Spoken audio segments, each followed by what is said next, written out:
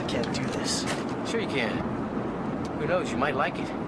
It's a killer rush. Bodie, this is your fucking wake-up call, man! I am an FBI agent!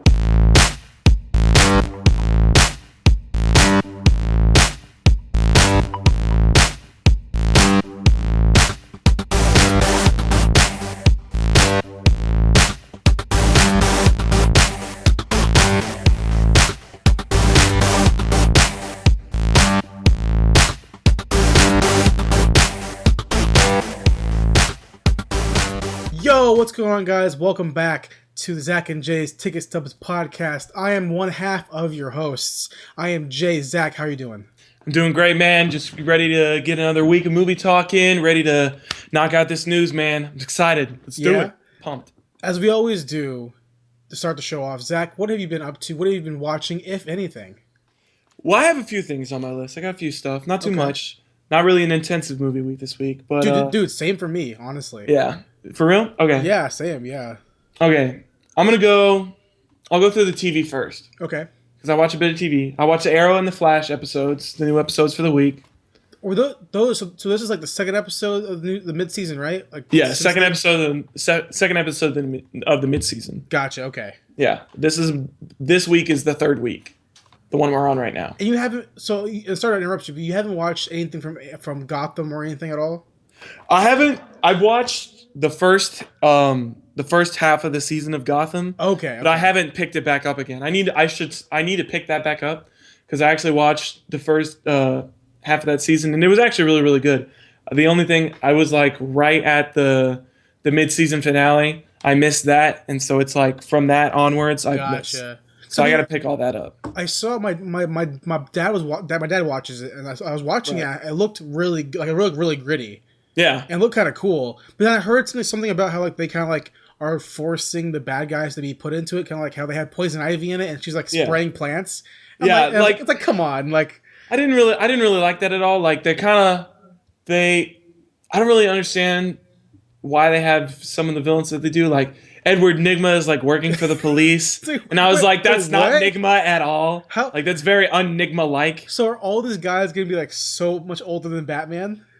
I don't know how that's gonna. He's like 12, right? Because Catwoman they have in there, and Catwoman's like the same age. Okay. And Poison Ivy is like actually younger than him. Yeah, but they had Poison Ivy in like the first episode, and that was it. Okay. And they made this big thing, like they had posters for her and everything, and I was like, she literally had like 2 minutes of screen time. 2 minutes of screen time. But actually, in this, I think starting 2 weeks ago, or maybe last week, they're starting a thing where they're introducing Dr. Crane.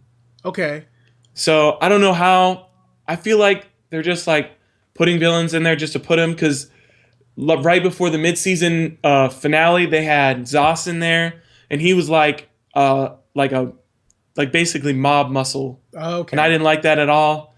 I don't know. Because I heard that they're taking a lot of liberties with some of these villain characters and like the archetypes. I heard that they're trying to get Red Hood in there. Yeah, they're trying to get Red Hood, and then I heard another thing where it's like, I don't even know if they're like if this is on their Red Hood, but apparently they were talking about they're gonna be actually introducing the Joker like this season. Yeah, like, I don't know if as Red Hood probably. That's what I thought too, but yeah, they're going through everybody really, really fast. And they already brought in, like, Venom and stuff like that. Like, not Bane, but, like, they already introduced the concept of Venom. The concept of it? Like, the actual, like, compound is there. Yeah. Really? Yeah. That's okay. Yeah. I'll watch it, maybe. I have, like, been postponing it, because I love Batman.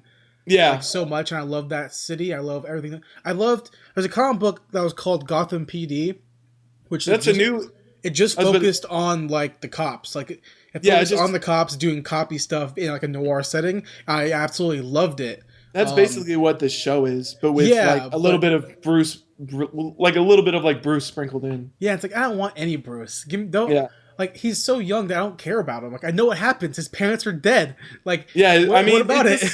It doesn't make any sense for them to like go through his backstory, because I was talking to somebody out this earlier and they're like, oh, it's really cool that Bruce is a kid, and I was like, it's not really, because he doesn't do anything until he like goes off on this like giant like world spanning adventure, and that's where he learns to become Batman. But like before that, he's just like some snot nosed kid who's like, my parents died. If he's like a kid and then he's like training to be like a detective, like he's like learning stuff. That's kind of what they're focusing on, which I can agree with that, because like they're trying to go through this whole thing of like he's trying to be like a detective and like solve his parents' murder, and like Jim's there and like Jim's like, we're gonna get these guys, like and like he's there to like support him, and like they're putting him in like that mentor role. So I mean, I can understand that. And I mean, the dynamic of the relationship they're having between like Bruce and Jim is like really good. Like you can obviously tell they're having like their really solid like mentor-mentee relationship. So I mean, that part's good. It's just the way they're taking some of these villains is not to my liking.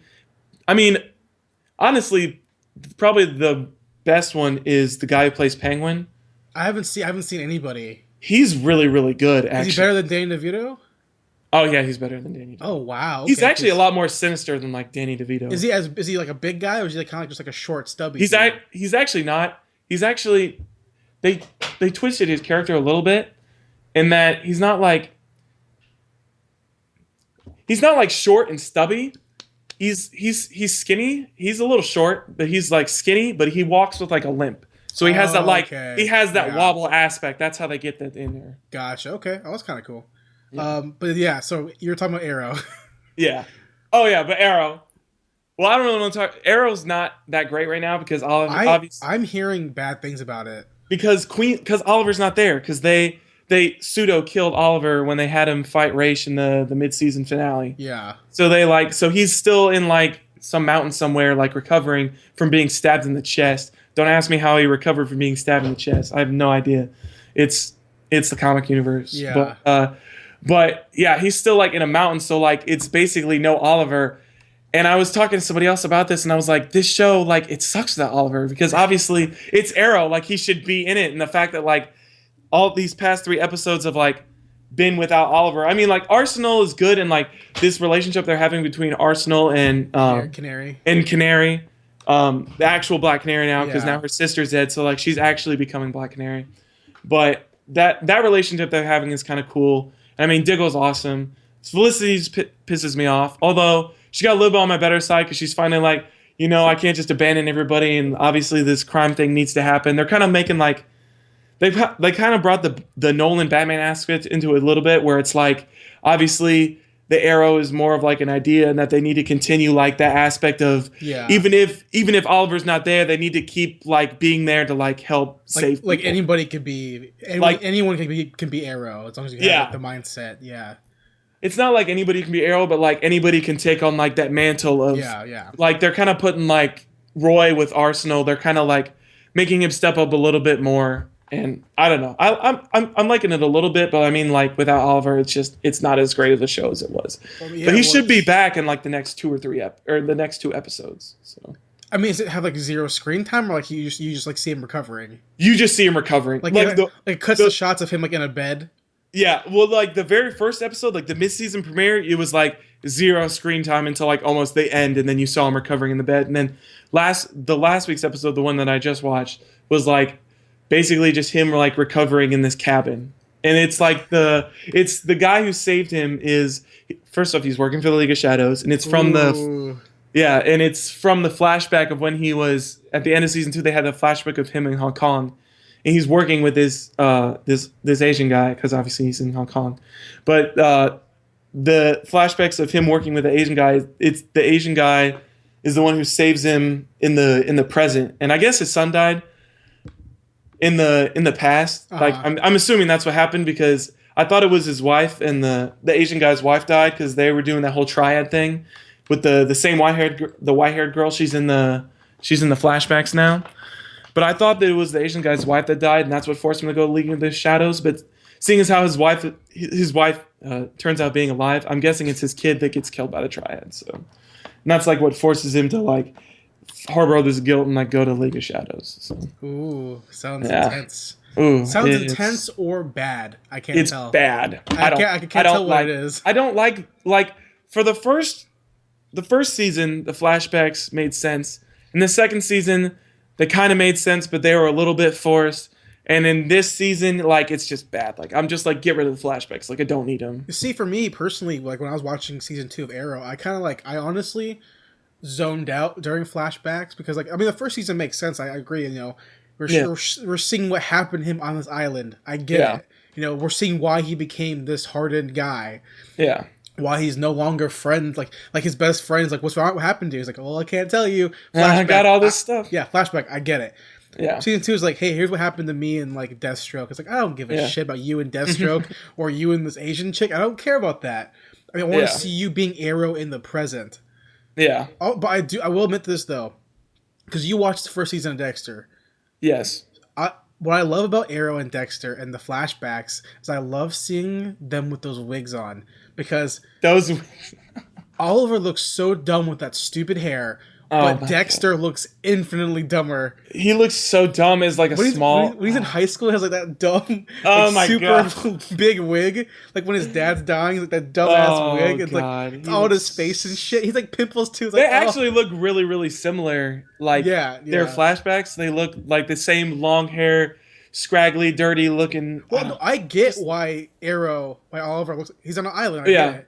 Yeah, that makes sense. Dexter just wanted to have long hair. It looks stupid. It looks dumb. But yeah, it's. So you watched that? Anything about the Flash? Anything cool about that? Or no, that episode would kind of sucked. It was the Pied Piper. It was the Pied Piper episode. I mean the concept of the character was cool, and like the way they introduced his power, because they're not actually having him have real powers yet. Any of the rogues, so they gave him like sonic gloves, so he can use frequencies to that. So that was kind of cool, but I don't know. I mean, it was more flashbacks to before the reactor blew up, with Harrison Wells and this Pied Piper guy. But I don't know. I just didn't enjoy it at all. I didn't think it was a very good episode. I like the previous weeks with Heatwave and Captain Cold. That was a really good episode. But this Pied Piper one wasn't that great.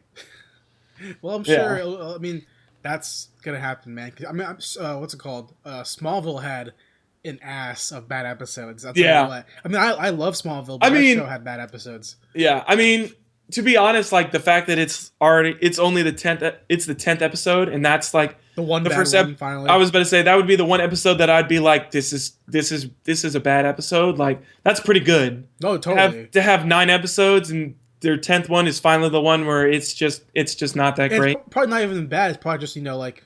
I mean, yeah. I mean, it wasn't bad, and I mean, it was entertaining. And to see there was more character progression with like Wells and Barry and all that. So I mean, it was good for that. But I mean, it was an all right episode. It wasn't. But speaking about this, before we move on to what else you watched this week, I'm sorry to tangent off this. No, don't worry. This came out last week. I didn't write down my news segment. Maybe you did, but I didn't in particular. But I talked about it on Tumblr. Is that Supergirl has found their Jimmy Olsen? Yes, I saw that. I'm not sure why Jimmy Olsen's in a Supergirl story. I'm not sure why. I don't know either. But it's a black dude. Yeah. And again, I have no problem at all with changing characters from white to black. I don't either. But when it's only happening to white to black and people call it diversity, that shit pisses me off. Yeah. Because look at all the big superhero shows. There's the one black character who was a white character prior. That's every single one. Yeah. And I posted this online when I read that article. Don't call it diversity until you have a fucking Colombian Batman or like a Laotian or like a fucking Chinese guy as Superman. That's diversity. That's diversity. Making fucking Jimmy black is not diverse. No. That's making him black. I mean, Jimmy's not really he's an important character, but like to say that it's diverse just because you made Jimmy black is just, it's not. Well, like, now, making the Human Torch black, that's diverse. Yeah. It's diversity, but it's like still like appeasing one race of people. Yeah. Make Mr. Fantastic a Mexican. Yeah. That's diversity, brother. That's diverse, yeah. I mean, like making like Iris and Flash, like making her a black chick, cool. But like, make other people different races too before you just I don't know. That's my one problem with superhero stuff nowadays, that everyone's trying to be so politically correct and quote unquote diverse. But it's like even in Star Wars, they made one guy. John Boyega is the one black guy. Yeah, diversity. No, it's not. Yeah, it's not diversity. No, it's not. It's not diversity. Although isn't Oscar Isaac like he's what's it called? South American. Yeah. I mean, So there's a little bit. Oh, two dudes. I mean, two dudes. I mean, I'll admit, two dudes is not a lot. Don't like. I didn't care at all about them not having many females or having only one black dude. I didn't care. Yeah, it didn't bother me. Look at the original Star Wars. It has 3 white people. Yeah, I mean, it has like 3. It has like 2 or 3 women. Like there, it's just that's it. I mean, look, even the main cast for all throughout the movies, not including Lando, it's 3 white people. I'm fine with that. If you look at. If you count the droids, that's 2 more white people. You count Darth Vader, that's another white guy. I don't care about it. But when people start talking about diversity, cool, Oscar Isaac is definitely a great addition, but still, that's still a room full of white dudes. Yeah. And then 1 black guy. Yeah. Like, I agree. And primarily it comes from my anger of not having Asian dudes on TV. Because we have enough Asian women out there on TV. And by enough, I mean we don't have any. Except for Lucy Liu. Yeah, I was about to say, she's about it. You can't name 5 Asian guy actors. You can't do it. No. I can't even do it. I'm Asian. Only I can think Jackie Chan, Jet Li, that's about name it. 5 Asian American ones. No. I got nothing. I can do 3, I think. Is that guy from Dexter Asian American? Yeah, he is. Okay. I don't know his name, though. Sung Kang from like Fast and Furious, who played Han. Oh, Han? Yeah. The guy from Disturbia.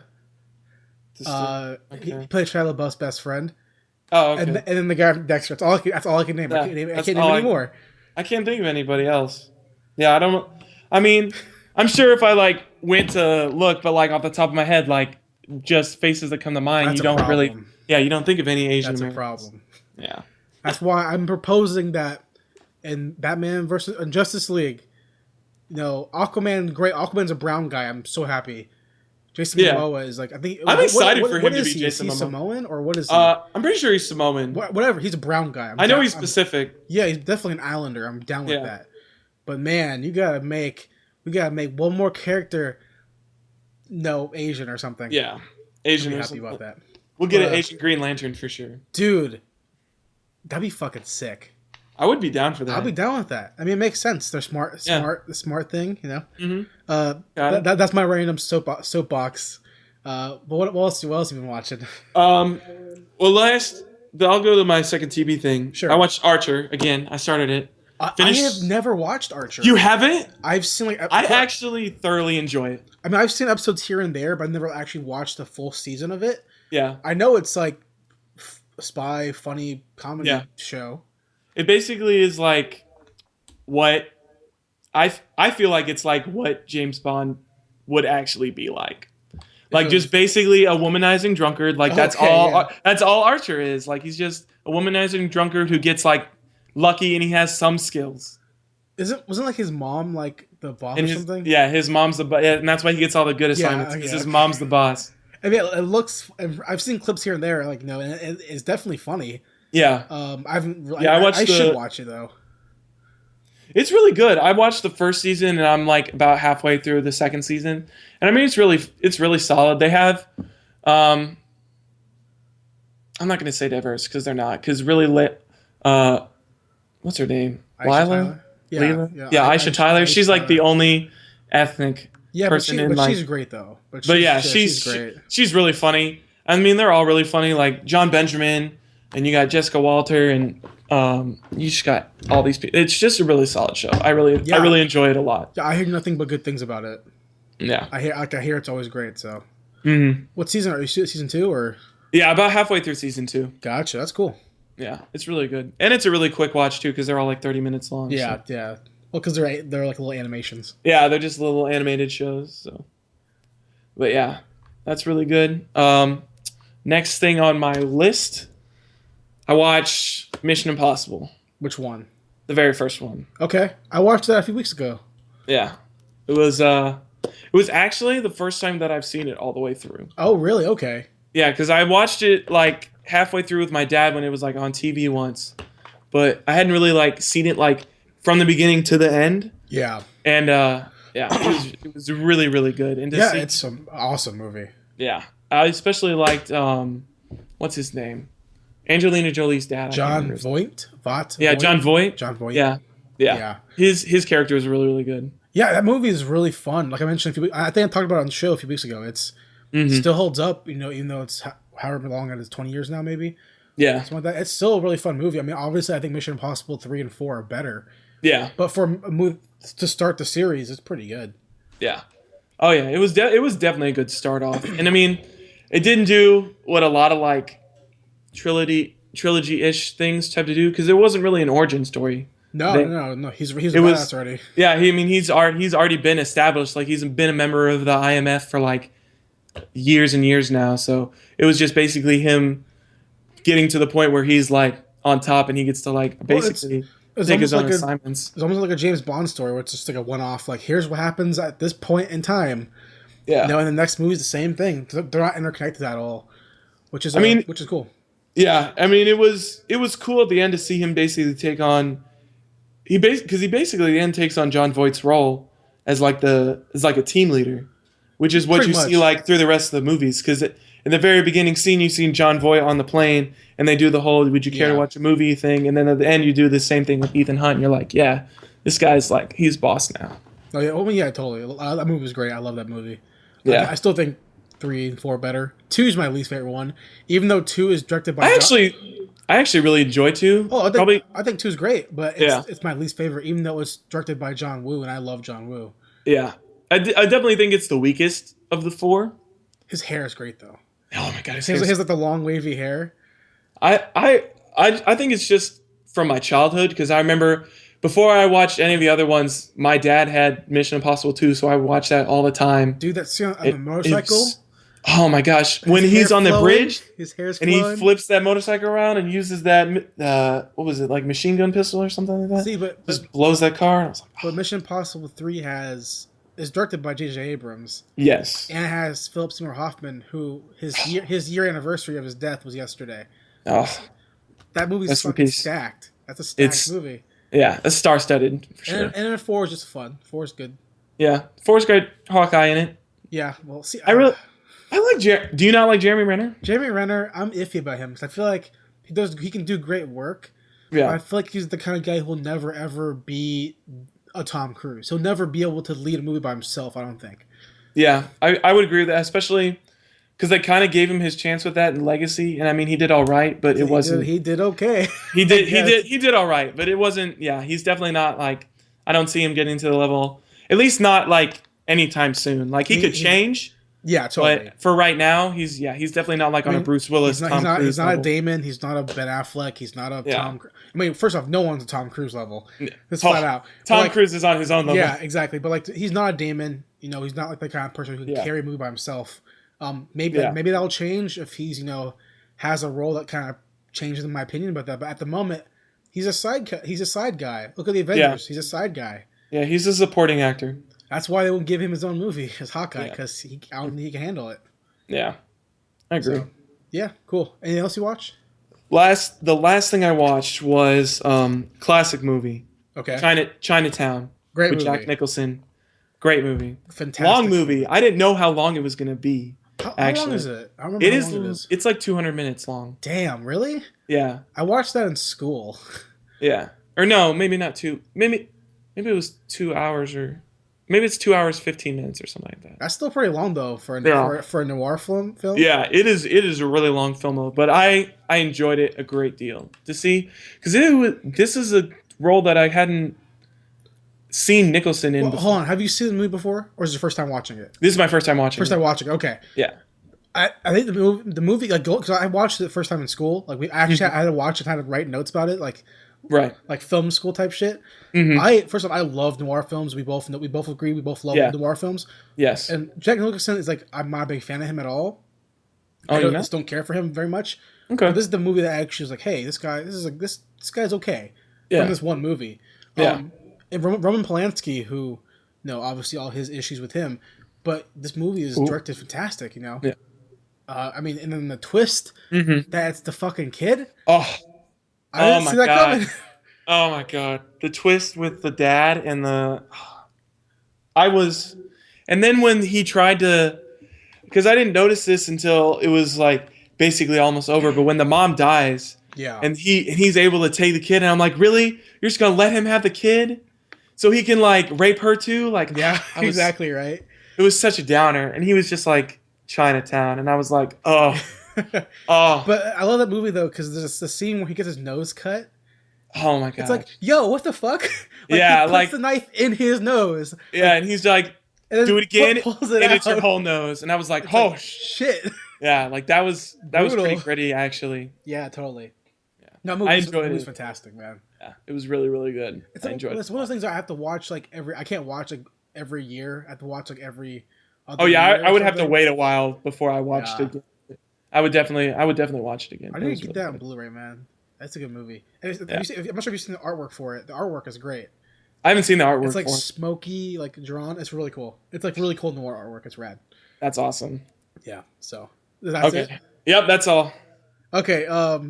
Pretty much everything I watched this week, except for one, is like classic '80s. Okay. Like literally classic '80s. Like I can dig it. So like the first thing I watched War Games. Okay. With Matthew Broderick and Ali Sheedy, which is I think Sheedy Ali with Ali. Ali. The movie's fantastic. It's so great, and you think that things from the '80s don't hold up. This movie, a lot of them do. Yeah, a lot of them do. Granted, it's a lot of John Hughes films that hold up, but War Games is still so much fun, and Matthew Broderick is killer in it. He's so good. That's the one where it's like the video game kid, and he ends up like it's like a computer program that like tries to start like a nuclear war or something like that. Right? Yeah. So basically, it's about this guy who's a hacker, right? Matthew Broderick, and he's looking for this game, and he hacks into like the supercomputer that like runs simulations about like about war and stuff. Right. And he's like, I want to play the game called Global Nuclear Warfare or whatever. Yeah. He starts playing that game about like choosing targets and shit. Oh. He has to like go on like this mission to like stop the machine, and it's like just a fun movie, and it came out in 1983, and the technology obviously it's not how it is now. It definitely looks like it's from 1983. Yeah, but even with that, it's still like just so much fun. Yeah, and Ali Sheedy, who's ends up being in Breakfast Club. Okay, she plays the girl, the nerdy girl, the quiet girl. The emo one. Okay, She plays the quiet girl in that movie. Okay. Which is, I think, 3 years later, 4 years later? Something like that. 86, I think, maybe 87 when the Breakfast Club came out. The War Games, fantastic movie, love it. I'm glad, because Best Buy has it now. They're carrying it for some reason on Blu-ray for like $8 or something like that. So, okay. I mean, I've seen this before, and it's fucking great. Loved it. Yeah.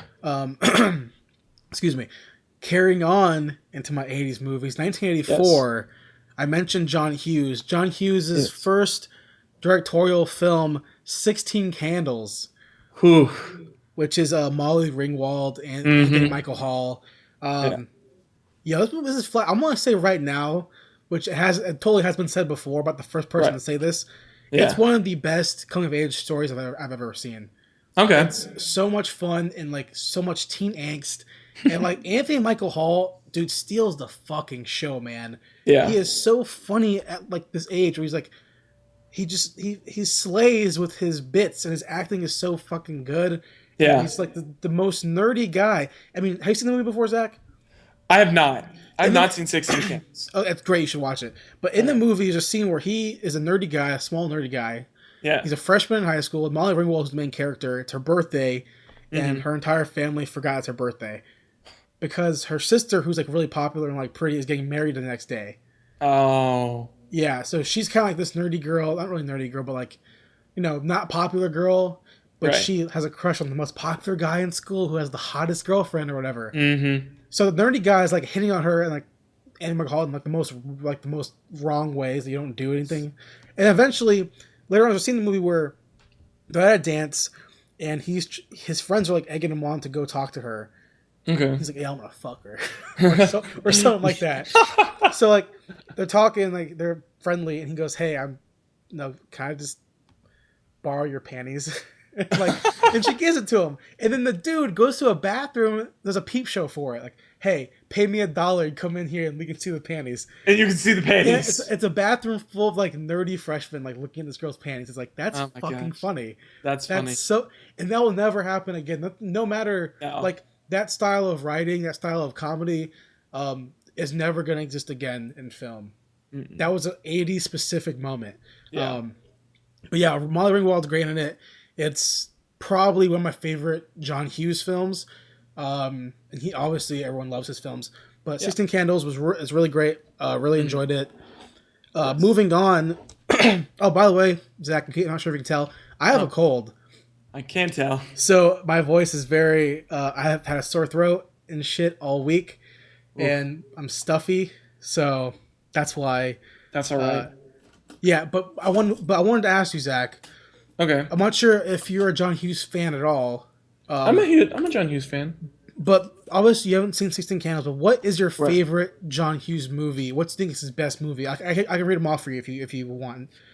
If you could do that. His most popular ones are Breakfast Club, Ferris Bueller, 16 Candles, Weird Science, Planes, Trains, and Automobiles, and he wrote Pretty in Pink and Home Alone. Okay. But he directed all other ones.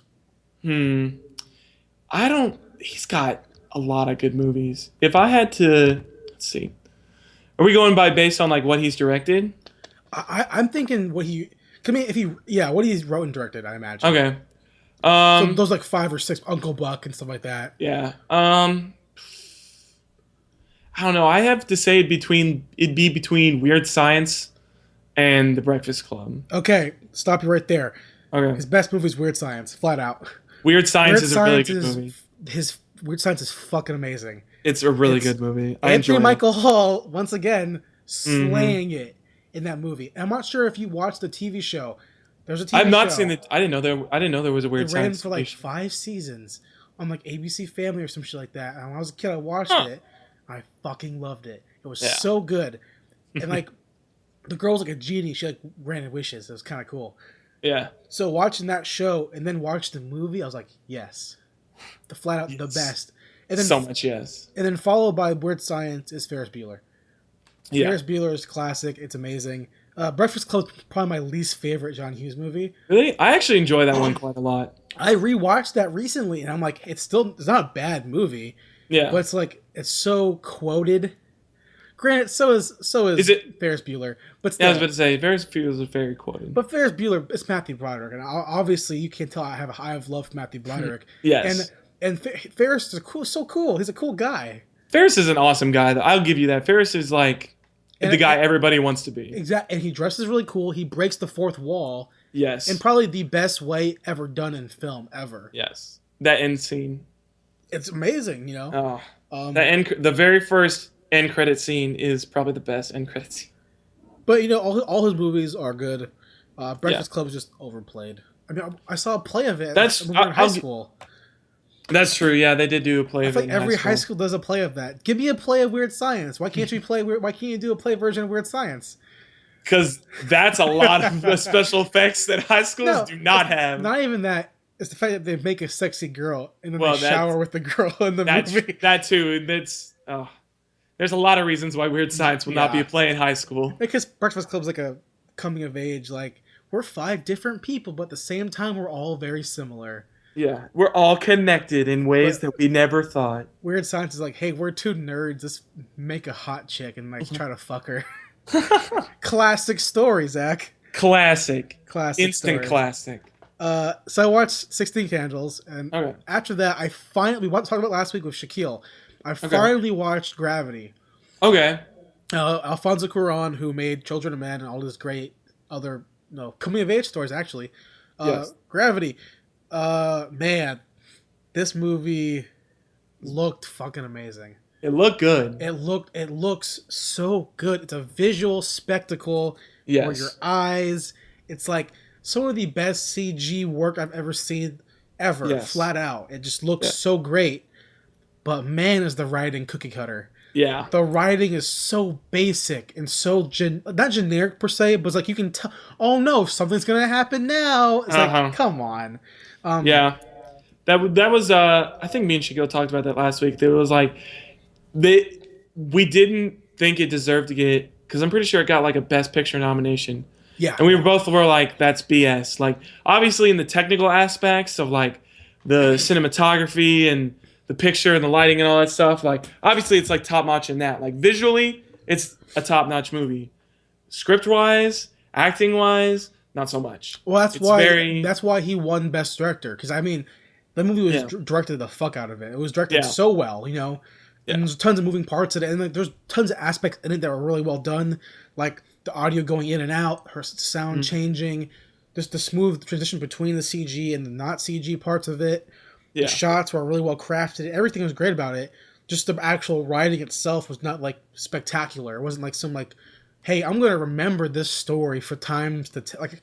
Yeah. It's not memorable like like Django or something. I don't know. Yeah. Something like that. It's not memorable. Yeah. I still liked it a lot, but it's my least favorite of his films. I'll say that. What else? Oh yeah, he's done Children of Men, and then The Little Princess, and then Great Expectations. Okay. And then a couple Spanish titles I can't pronounce really well. One's really his most popular movie besides Gravity and Children of Men is about 2001, about two brothers going on a road trip, and it's like a coming of age story. Okay. And it's a really good movie. Yeah. And it doesn't help that it helps that him, Del Toro. Yeah. And Guillermo. Yeah, and then Inarritu are all they're all like best friends and have a company together. Oh, they do? I did not know that. Yeah, called Cha Cha Cha. Okay. I believe what it's called. Super cool. So that guy, whatever he makes next, I'm always gonna watch it. I'm a big fan of his work. Just Gravity was not. Gravity was not Children of Men, and I fucking love Children of Men. Yeah. Finally, speaking of 80s, like I mentioned 80s stuff. Yes. I watched Teen Wolf from 1985. Who? Michael J. Fox in one of his best performances I've ever seen him in. Obviously, Back to the Future is his best performance, in my opinion. Yes. The movie holds up 100%. It's still so gratifying. It's still so fun. Mm-hmm. And, the movie's great. I mean, the show sucks. I've not seen the show. Is that supposed to be based off the 80s? Yeah. Yeah. The one that MTV did? Yeah. Oh, my God. Yeah. I didn't know that until our mutual friend told me. Our friend Tyler loves the show. Tyler would love that show. And he told me, he's like, yeah, Teen Wolf. I'm like, is that shit based on the movie? He's like, I think so. I'm like, fuck me in the ass. Yeah. Because, like, the movies, they're so much different. Like, one's like a comedy. Yeah. About coming of age. Yeah. And then one's about, like, angst and, like, I don't even know. Sex. It's like wolf packs, and I'm like, this. Yeah. And, like, pretty boys and shit. Yeah. I get it, but... Sweaty bodies and lots of abdominals. Yeah. So I was like, come on. Yeah. But Teen Wolf, amazing movie. Obviously, if you haven't seen it, you should probably check it out. I like it a lot. I dropped my pen cap. Shit. Whatever. Oh, that's good. All right. So, okay. Moving into our news segment of the show. Zach. Yes. First piece of news, what you got for me? First piece of news. Let's see. Well, being that this is the week of the Super Bowl. Yeah. A lot of our news probably was going to come from trailers that came out. Do you want to, I have news that's not related to that. Do you want to run through that stuff first and then go through Super Bowl trailers last? We can do that, yeah. That works. Okay. Do you have any other pieces? Yeah, I have a few. Okay, cool. Let's see. One of the first things, Star Trek 3. Oh, they're looking for their villain. Fuck yeah, they are. Bryan Cranston. They want Bryan Cranston to be the villain. I'm totally down for that. Well, apparently they said they wanted a Bryan Cranston-like villain. Yeah. And they spoke to Bryan Cranston. So I'm like... Yeah, and they're in talk. Yeah. At least they spoke to him. I mean, I don't know if they're in talks, but... Well, they talked about it. So, I mean, after watching Breaking Bad, like parts of Breaking Bad, yeah, he can play a villain. He can play a dark guy. Yeah. So I think he would be a perfect like mesh into Star Trek. And especially after Star Trek having so many like production issues, whether it's fucking Orsi leaving and then Simon Pegg taking over writing, or the directing taking over directing, stuff like that. It's like this. Yeah. They need to settle this shit soon. Yeah, they need to get their stuff together. But actually, another point on this is probably a bad reference, but he was actually really good as the villain in this movie. Was the remake of Total Recall. Oh yeah, Recall with Colin Farrell. He was the villain in that. He was the. I forgot about that movie. Yeah, he did that. He was in that. He was actually really good as a villain. Like, if you want to see him play a villain in Total Recall, he's really good. That movie gets, I think, unnecessary bullshit because. Which one? The remake? The remake, yeah. Because Total Recall, the original, is a fantastic science fiction movie. Yes. The remake, I think people are judging it as a remake too harshly. It's a very similar story, but at the same time, a very different story. Yeah. And the remake is great. I think it's a great movie. I mean, they're different. The two are different, but obviously, picking which one's better, the original is the best one. Yeah. But I think Colin Farrell did a great job. Who plays his girlfriend in that movie? His wife or his girlfriend? The girl isn't the girl the daughter of Bryan Cranston? Or am I forgetting the story? Is it? I'm forgetting the story. Like the daughter of his character. Oh, I don't think it's his daughter. I'm forgetting what story is exactly about that movie. It's still good though. Yeah, it's really good. Well, Kate Beckinsale plays his wife. She's Colin Farrell's wife. Yeah, she's evil. She's bad. Yeah, she's evil. Who plays Who plays his actual? Like, Jessica Biel. Oh yeah. Yeah. That casting, I was not a fan of that casting. Yeah. I was down with Kate Beckinsale. I was not down Jessica Biel. Yeah. Even though Biel did a great job, I think. Yeah. Kate Beckinsale in that movie though was Kate Beckinsale in every movie. She's so good. I've watched every Underworld because of Kate Beckinsale. I've watched every Underworld too. And I was hoping in Rise of the Lycans she would show up. I was mad when she didn't show up. She didn't show up. She should have been in. Oh man, Van Helsing with her, dude. Oh yeah, and Van Helsing when they're in the woods and they capture the werewolf, her brother. Yes. Fucking great scene. Van Helsing's a good movie. That's a good movie. I like that movie a lot. I think it gets unnecessary crap too. Yeah, but Hugh Jackman's good in that movie. Yeah. Even that first scene is so good in Van Helsing when he fights. What's his name? He fights. What's the guy who transforms? The two personalities. Oh, how do I forget his name? Hyde. Yeah, he fights Jekyll and Hyde. Yeah, Jekyll Hyde. When they're in the house and he fights Mr. him, he has the cool blades and shit. Yeah, it's a good fucking movie. Yeah. There was good fight scenes and whatnot. Yeah, I like the choreography for it and everything. Yeah, totally. I agree. Yeah, it's rad. Yeah. Star Trek. But Bryan Cranston in Star Trek possibly is a villain. So I say it's a good choice. Yeah, I agree with it 100%. So. I say it's a great choice. My first piece of news is that the Star Wars spinoff. This is breaking news from today, by the way. Okay. Star Wars spinoff eyeing Felicity Jones to star. Okay. They were prior looking at what's her name, Mara, Rooney Mara from Girl with Dragon Tattoo. It was the girl from. She's also in. Apparently, there's like Orphan Black, which is like apparently a really popular. Yeah, it's really popular. Yeah, a really popular TV show. I haven't seen it. Is she a star of the show? Yeah, I don't know if she stars in it, but I know she's in it. Like that's British? where a lot of people know her from. Is she British? I think she's British. I think she might be. Why is everyone fucking British in Star Wars now? I don't know, man. Andy Serkis, John Boyega, Daisy Ridley, they're all fucking British. What happened to the American action star? I don't know. Thank God that Han Solo is American. Thank God that Luke is American. Thank God that Carrie Fisher. I called her Carrie Fisher, not Leia. Mm-hmm. Thank God that Leia's American. They're eyeing Felicity Jones, who honestly I can't tell you anything she's been in except for Theory of Everything. I haven't. Apparently she's in Spider-Man, but I haven't. She plays Felicia Jones, or Felicia Hart, excuse me. Yeah. I can't tell you. Nothing. Because I haven't seen Theory of Everything. Nothing that she has done is in my head at all. I got nothing from her. Know. But also apparently that Aaron Paul and Edgar Ramirez have been like on their wish list of a potential male lead as well. Okay. So, and no one's sure if it's going to be a male lead or a female lead, like leading the movie, but they're looking at those three particular people. Which is, whatever.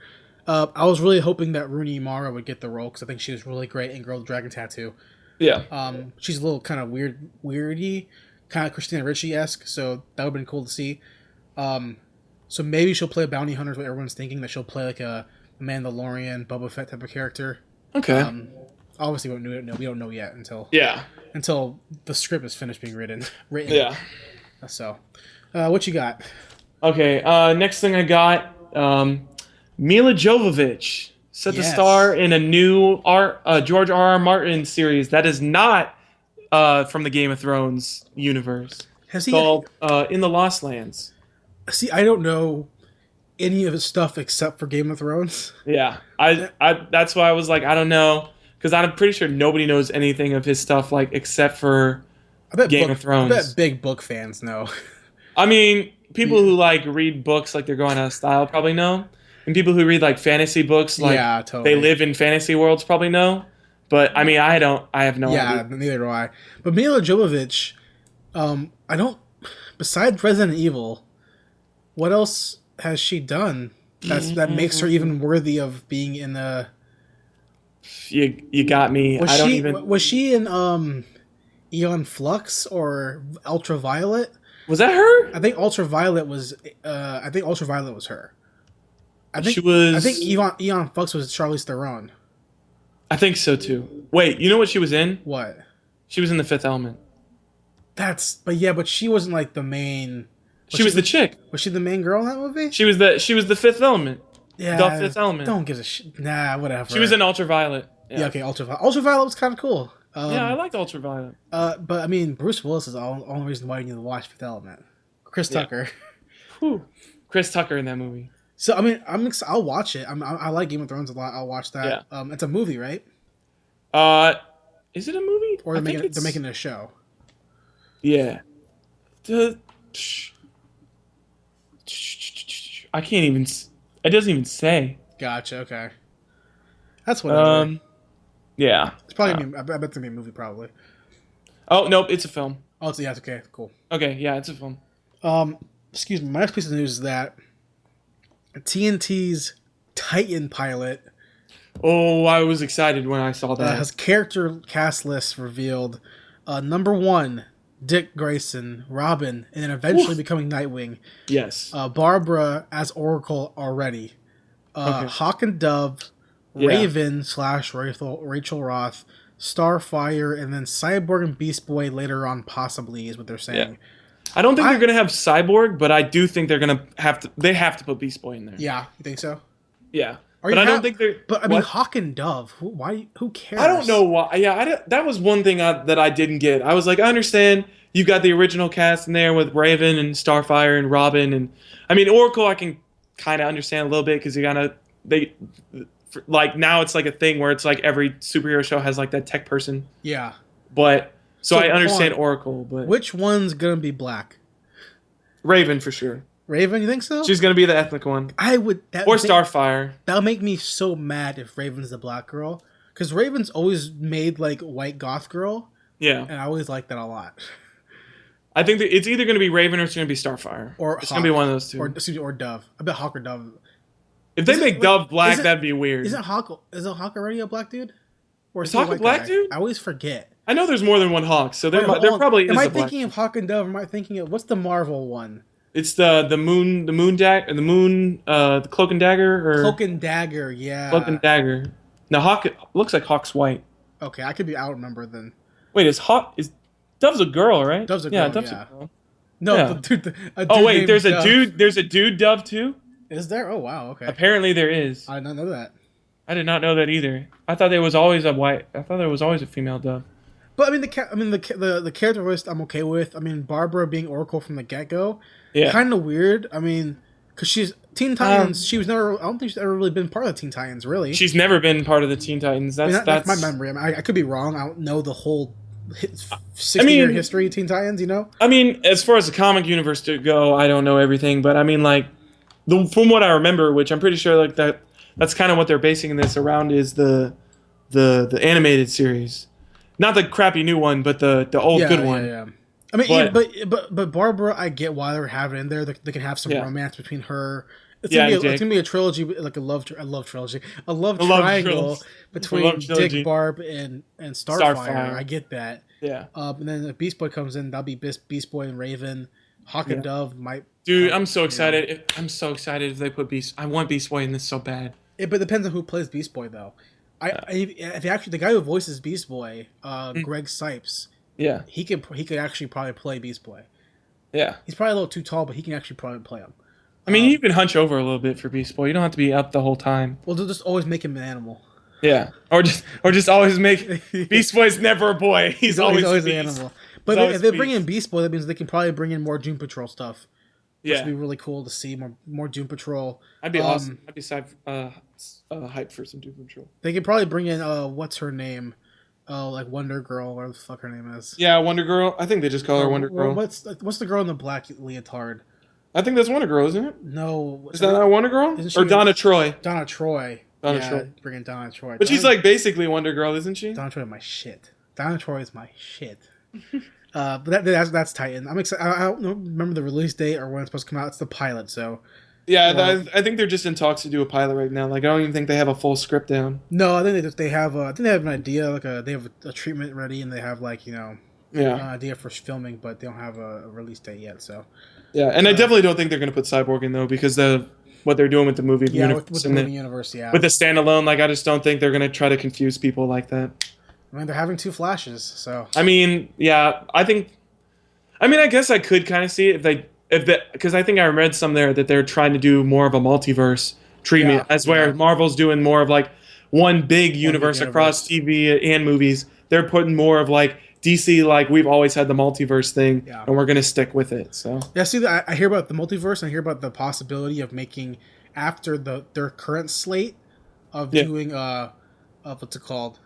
Ah, shit. Elseworlds? No. Fucking when the universes collide. Infinite Earths? Infinite Earths, yeah. Infinite Crisis. Crisis on Infinite Earths. I hear that that's a possibility. They might, hey, and then they'll do it.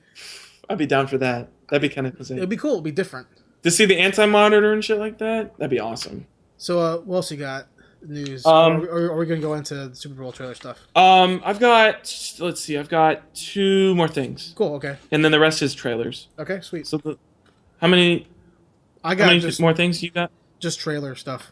Oh, okay. Well, I've got first thing. Ben-Hur remake is beginning production in Italy. I haven't even seen the first one.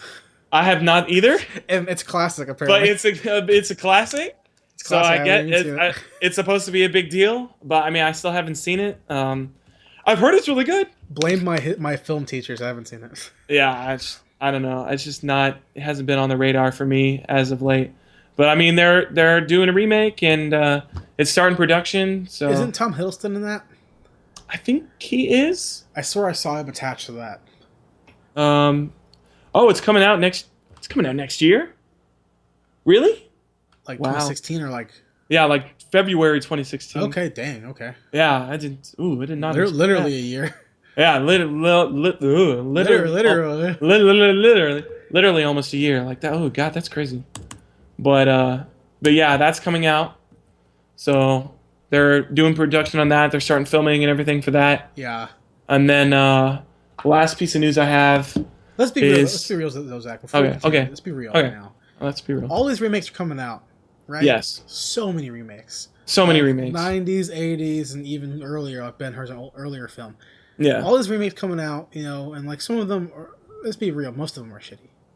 Yes. Most of these remakes are shitty. I mean, when you have so many coming out, you're only going to get like 10% that are going to be good. Yeah, exactly. But in Ben-Hur's coming out, I'm pretty sure people are either really pissed or super excited to see remake.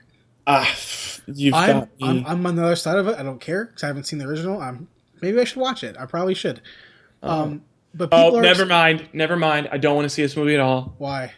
It's got the director from Abraham Lincoln Vampire Hunter in it. Oh, that guy's killer. I don't want to. Nope. Oh, tell me what he's made before, besides that. Besides Abraham Lincoln, yeah.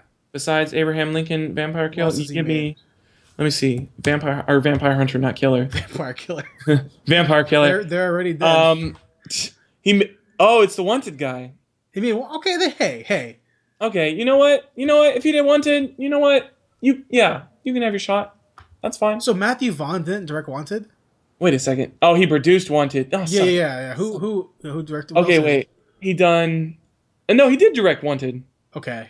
He must have co-directed. I'm not sure. I'm confused. I thought Matthew Vaughn did it. I could be wrong though. I don't know. He did Night Watch, Escape from Afghanistan, Day Watch. He did Night Watch and Day Watch. He did The Arena, 6 Degrees of Celebration. Isn't Night Watch the Russian film? I think so. I'm pretty sure it's that Russian science fiction film. Yeah. Set in modern day Moscow. About Roadhog, that movie is fucking good. You've seen it? It's so good. Night Watch is really good. I don't think I've seen any of these guys' movies besides Vampire Hunter.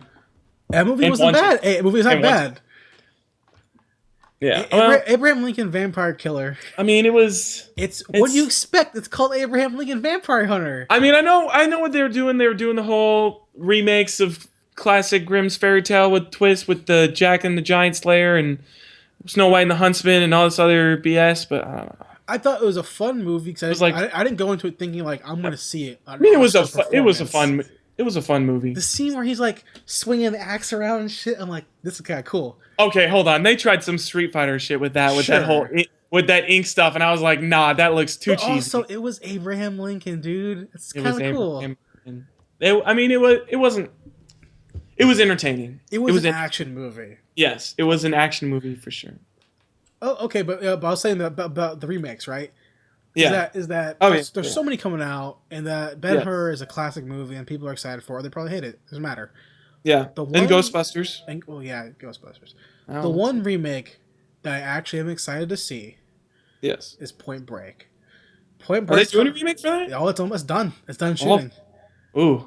So I am ready for that, because Vaya con Dios. I'm excited. What else you got for me, Zach? Okay, the last piece of news I have is something that got me really excited, because I absolutely love this guy since he's turned his acting career around. Ben Affleck. Matthew McConaughey. Close. The reconnaissance. But Matthew McConaughey set to star in a new movie by Stephen Gaghan called Gold. It's basically him being like a gold miner in like current age, and like it's kind of like a crime thriller, like heist-ish kind of movie, and I'm down for it. I have heard absolutely nothing about this. The only thing I saw was this thing it was an article on Collider, and I saw this and I was like, and I read the synopsis of the movie. It's been like a week since I read the synopsis for it, but I read it and I was like, yes, I'm down for this. Yeah. Like, it sounded really, really good. I watched Wolf of Wall Street recently. Okay. He was really good in Wolf of Wall Street. I'm not sure if you've seen Wolf of Wall Street, but he was. I didn't know he was in Wolf of Wall Street. Yeah, he was in the. He plays like the boss to Leo when he's like kind of up and coming. Okay. Really cool, really good job in that movie. Yeah, but I'm down for that. Ready really for some trailer talk? Yes, trailer talk. Insert trailer theme song. Okay. First trailer, Zach. What do you want to talk about first? Let's talk about the one that got me.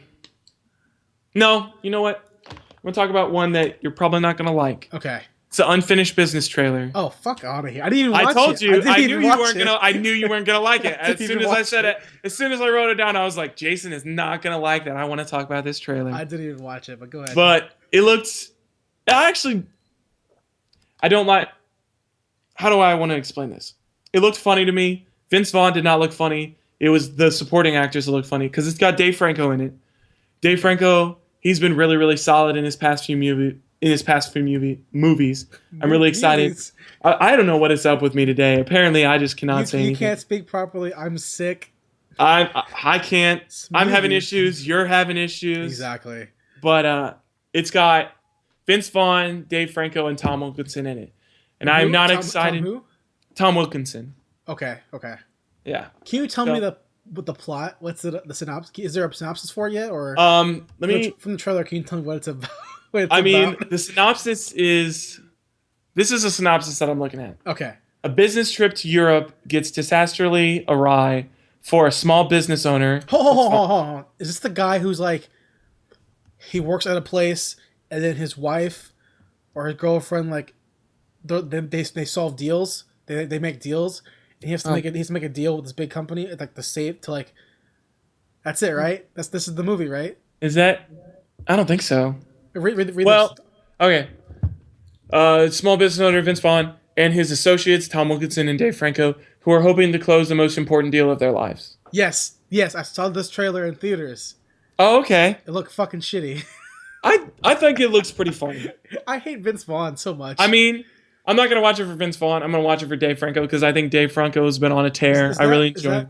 The brother of James Franco. Okay. He was the guy who was he was in Neighbors. He was in what else? Zac Efron? Well, yeah, no, he was basically he's more of like a supporting actor. Okay, I haven't seen. But I mean, he was in Now You See Me. He was the one that did all the action stuff. I didn't see. He was in 21 Jump Street. He was the popular. You haven't seen 21 Jump Street yet? You're naming every movie I haven't seen. Oh my god, you need to watch 21 Jump Street. When Now You See Me came out, right? When the first trailer came out, Now You See Me, like a few years ago when it came out, right? My buddy was so excited to see. He's like, "This movie looks so fucking good," and he showed me. Who said this? Our friend Steven. Oh my! And he showed me the trailer for it, And that scene where Jesse Eisenberg's like he's in like being interrogated, right? And he's like, the first rule about magic, blah blah blah blah blah, is whatever the fuck he says. And I was like, Steven, this movie looks like a piece of shit, and we're not watching it because it came out that same day. It's like, let's go see it. I'm like, no, we're not gonna. I drove to Florida.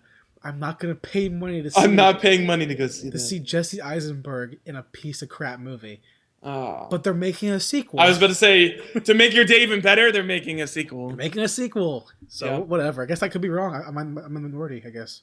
I mean, I did not prefer Now You See Me. I mean, it was all right. It wasn't great. Mm-hmm. But I did like 21 Drum Street, and I'm really mad you still have not seen that. One day I'll watch it because I hear nothing but good things about it. The second one's even better. I mean, I've seen the Jeff thing. Oh my gosh, that's so good. My name is Jeff. Yeah, I've seen that. But it's so much more than that, though. Yeah. It's so much more than that. From what I hear, they make fun of themselves, which I think is really cool. They make fun of sequels, yeah, basically. And, like, cool. The fact that, like, our whole movie culture is, like, sequel-centric now. Yeah. Like, they make fun of it, and I think it's really funny. Yeah, I think that's really cool. Maybe one day I'll watch it. Yeah. Maybe. Unfinished Business. Vince Vaughn. Yeah. Don't even come out because it's not gonna make money. I mean, to be honest, it's probably gonna make money. I think it won't make money. I mean, look at the comedy juggernauts that usually make money in comedy stuff, right? Yeah. Adam Sandler, Blended. Frick Adam Sandler. He doesn't make money anymore. Well, no, most of his movies make tons of fucking money. Blended didn't make money. Exactly. That movie made no money at all. It's like super shitty. Yeah. So I think Vince Vaughn's time is gone. He's a little late, man. Look at the last movie he made. The last movie he made, Internship, was bombed. Yeah, it did bomb. I think it bombed. I'm pretty sure it flopped. It probably did. I didn't enjoy it that much. Don't tell it to my brother because he's in love with that movie and everything about it. No one enjoyed that movie. He enjoys that movie. I'll tell you right now, that movie, no one enjoyed it. They both enjoyed that movie immensely. Oh, both your brothers did? Yeah, they both did. Probably for the strip club scene. Well, they would have. Okay, I lied. It made money. I lied. It did make money? It made $40 million. And what was the budget? $58 million. Oh, see, so it did lose money. But it received negative. Yeah, it did. It was not critically acclaimed very well. Yeah. But it's Vince Vaughn, that's why. Vince Vaughn hasn't made a hit since Wedding Crashers. Well, that's why I'm hoping he does good in True Detective. Oh yeah. Oh no, I forgot. Oh, I want to see him in True Detective. We talked about this, didn't we? We did. Jesus Christ. Yeah, we did because I watched True Detective and I'm down for it because Colin Farrell's going to be in it. You know it's going to Vince Vaughn. No, I refuse to believe that. It's going to be a serious scene with Colin Farrell doing a really great character, followed by Vince Vaughn doing a stupid shtick. I hope he doesn't do his stupid shtick. He's going to. I hope he goes back to his days of Psycho. When he did the Psycho remake, because he was actually pretty good. Vince Vaughn. It sucks. Okay, move on. Let's move on. Next trailer. All that build up. Next trailer sucks. Next trailer. Okay, what trailer do you want to talk about? I'll talk about Tomorrowland real quick. Okay, I'm actually really excited for this trailer. I completely agree. I've been waiting for Tomorrowland for so long since it was announced. Mm-hmm. I mentioned it on my list of most excited for movies in 2015 when we did our episode about that. Yep. I'm so excited. George Clooney's amazing. The actress who leads the movie, I forget her name off the top of my head. She looks great. Visually, the movie looks fantastic. Yeah. The trailer gave us a lot more than the teaser did. Yes, when it came out. But at the same time, we still have no idea what it's about. Still have no clue what the hell is trying to happen. She picks up the pen and the world changes and there's like rocket ships and stuff and they're flying to a space station or something. Jetpacks and George Clooney's in some sort of tech surveillance office. I know that George Clooney plays a former boy genius. Okay. Like he's a I don't know what that, but I think it was about him and the girl and they're traveling somewhere called Tomorrowland. That's all I know. Okay. And they're making a ride of it at Disney. I'm down for that. But it looks cool. It looks fun. It's George Clooney, Academy Award winner. It has a huge cast list. It does? I'm very excited for it. I actually haven't. I've kind of steered away from like looking up anything about this movie. So I'm pretty sure Tim McGraw's in it. Tim McGraw? I'm pretty sure Tim McGraw's in it. What's he gonna do? Pick up a guitar and like a guitar and serenade some ladies? I hope so, because I mean, if not, then I'm not watching it. But it looks really good. It looks like a really good, fun, family-friendly movie that we haven't had in a while. Yeah. I mean, and it looks original. It looks 100% original. Which I'm excited for. We don't get much original content. And the director's Brad Bird, and the writer's Brad Bird, and the writer's Brad Bird and Damon Lindelof, who did Lost. Okay. But the director's Brad Bird, and he made Incredibles. And I trust that guy. You know, I have faith in that guy 100%. So Tomorrowland looked awesome. It looked great. Yeah. I'm down for it. It comes out in May. Does it really? May 22nd. I'm down for it. So the summer's stacked, man. Yeah. The summer's stacked. So many good movies coming out. Yeah. I'll quickly... Okay, what trailer you want to talk about next? What trailer? Let's see. Let's talk about... Let's save the big ones for last. I know the one you want to talk about, I know you the most, but we'll save that for last. Okay, hold on. Well, now I got to look it up. Well, because I've got 2. Okay. I only wrote down 2 others. Okay. And they're both really, really big. Okay, well, let's pick one then. So... Pick one. Fuck it. Fast Furious 7. Okay, cool. The trailer... Go ahead. What you think? I'm actually really excited for it. Mm-hmm. It actually looked really good. Yeah. But I mean, it's kind of bittersweet because obviously it's going to be the last one with Paul Walker in it. Yeah. His farewell from cinema is going to be this movie. So it's bittersweet in that moment, but it looks so good. That ending scene where Vin Diesel drives that car through that skyscraper and it looks so good. I love Fast and Furious. Yes. I love every single movie except for 2. Except for number 2. What? I think 2 is the worst one. Yeah. Flat out. But I mean, I got confused for a second. Yeah. I don't know why I was thinking Tokyo Drift when you said that. And I was like, Tokyo Drift's like the best one. Why would you say that? My favorite is 5. I think Tokyo Drift's my favorite. I like 6 the most. You do? Yeah, 6 the most. But I mean, the Furious 7, man, it looks action-packed as hell. Mm-hmm. The Rock has a big machine gun in it. Yeah, he does. Tons of crazy car stuff. Jason Statham's in it. I think Tony Jaa's in it too, I think. Yeah, and who is it? Rich the one who does all those like the Escape from LA and all that. Kurt Russell. Kurt Russell's in it. Yeah. Kurt Russell's in that movie. Yeah, Kurt Russell. And I was down for that. Big Trouble in Little China. Uh-huh. But yeah, I mean, it looks crazy intense. They totally have taken, and this is the guy who did The Conjuring. Yeah. So it's like he looks like he's having a good time making an action movie, and people were worried about that. I mean, it looks like what Justin Lin originally did in Fast 5. They're taking it balls to the wall, which is great because it's no longer like some serious car action crime movie. It's like this is a heist movie. Yeah. This is Ocean's 11 with cars and explosions and guns. Oh, I'm down for it. But the scene that you're talking about, you said was really the last scene of the trailer, where he takes the car and drives it out of a building, so down to another building. But before being hit, the other building, a rocket from Jason Statham hits the back of the car, propelling him into the other building. Okay, totally cool. I'm definitely going to be so hyped to see that in theaters. Oh my god. But the trailer ruined it by giving me the ending. That whole shot's ruined now. Yeah. Because you know that he gets out of it. I mean, if it just showed him like slamming into the building, cool. But it showed him slamming into the building and then jumping out of the car and the car falling off. What are you doing? That's stupid. Why are you giving it away? That's like some George Lucas Darth Maul double-sided lightsaber BS. Exactly. A little different, but whatever. But I mean, same principle. It's funny because on my notes for Furious 7, I'm not sure if you can see it, but you probably can't. It's probably backwards, but you wrote. It says Furious 7, shit, like shit, man. Shit. So yeah, shit, man. I'm excited for it. When does it come out? Soon, right? Summer. Summer. Yeah. Summer. I'm pretty sure July. Okay, I'm excited for it for sure. Yeah. I got a trailer. A Pitch Perfect 2.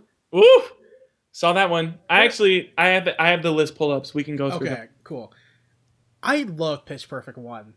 I actually really enjoyed this movie. Yeah, I actually really more than I thought I would. Like I really thought I was gonna like hate this movie, but yeah, I definitely got out of it, and I was like, that was an enjoyable movie. I remember I rented it, and it was like I'd never heard of it before. Yeah, it was already on on home release. And we're watching it. I was like, this is a fucking good movie. Yeah. Went home, downloaded the fucking soundtrack. Like, hell yeah. Hell yeah. But I love Anna Kendrick.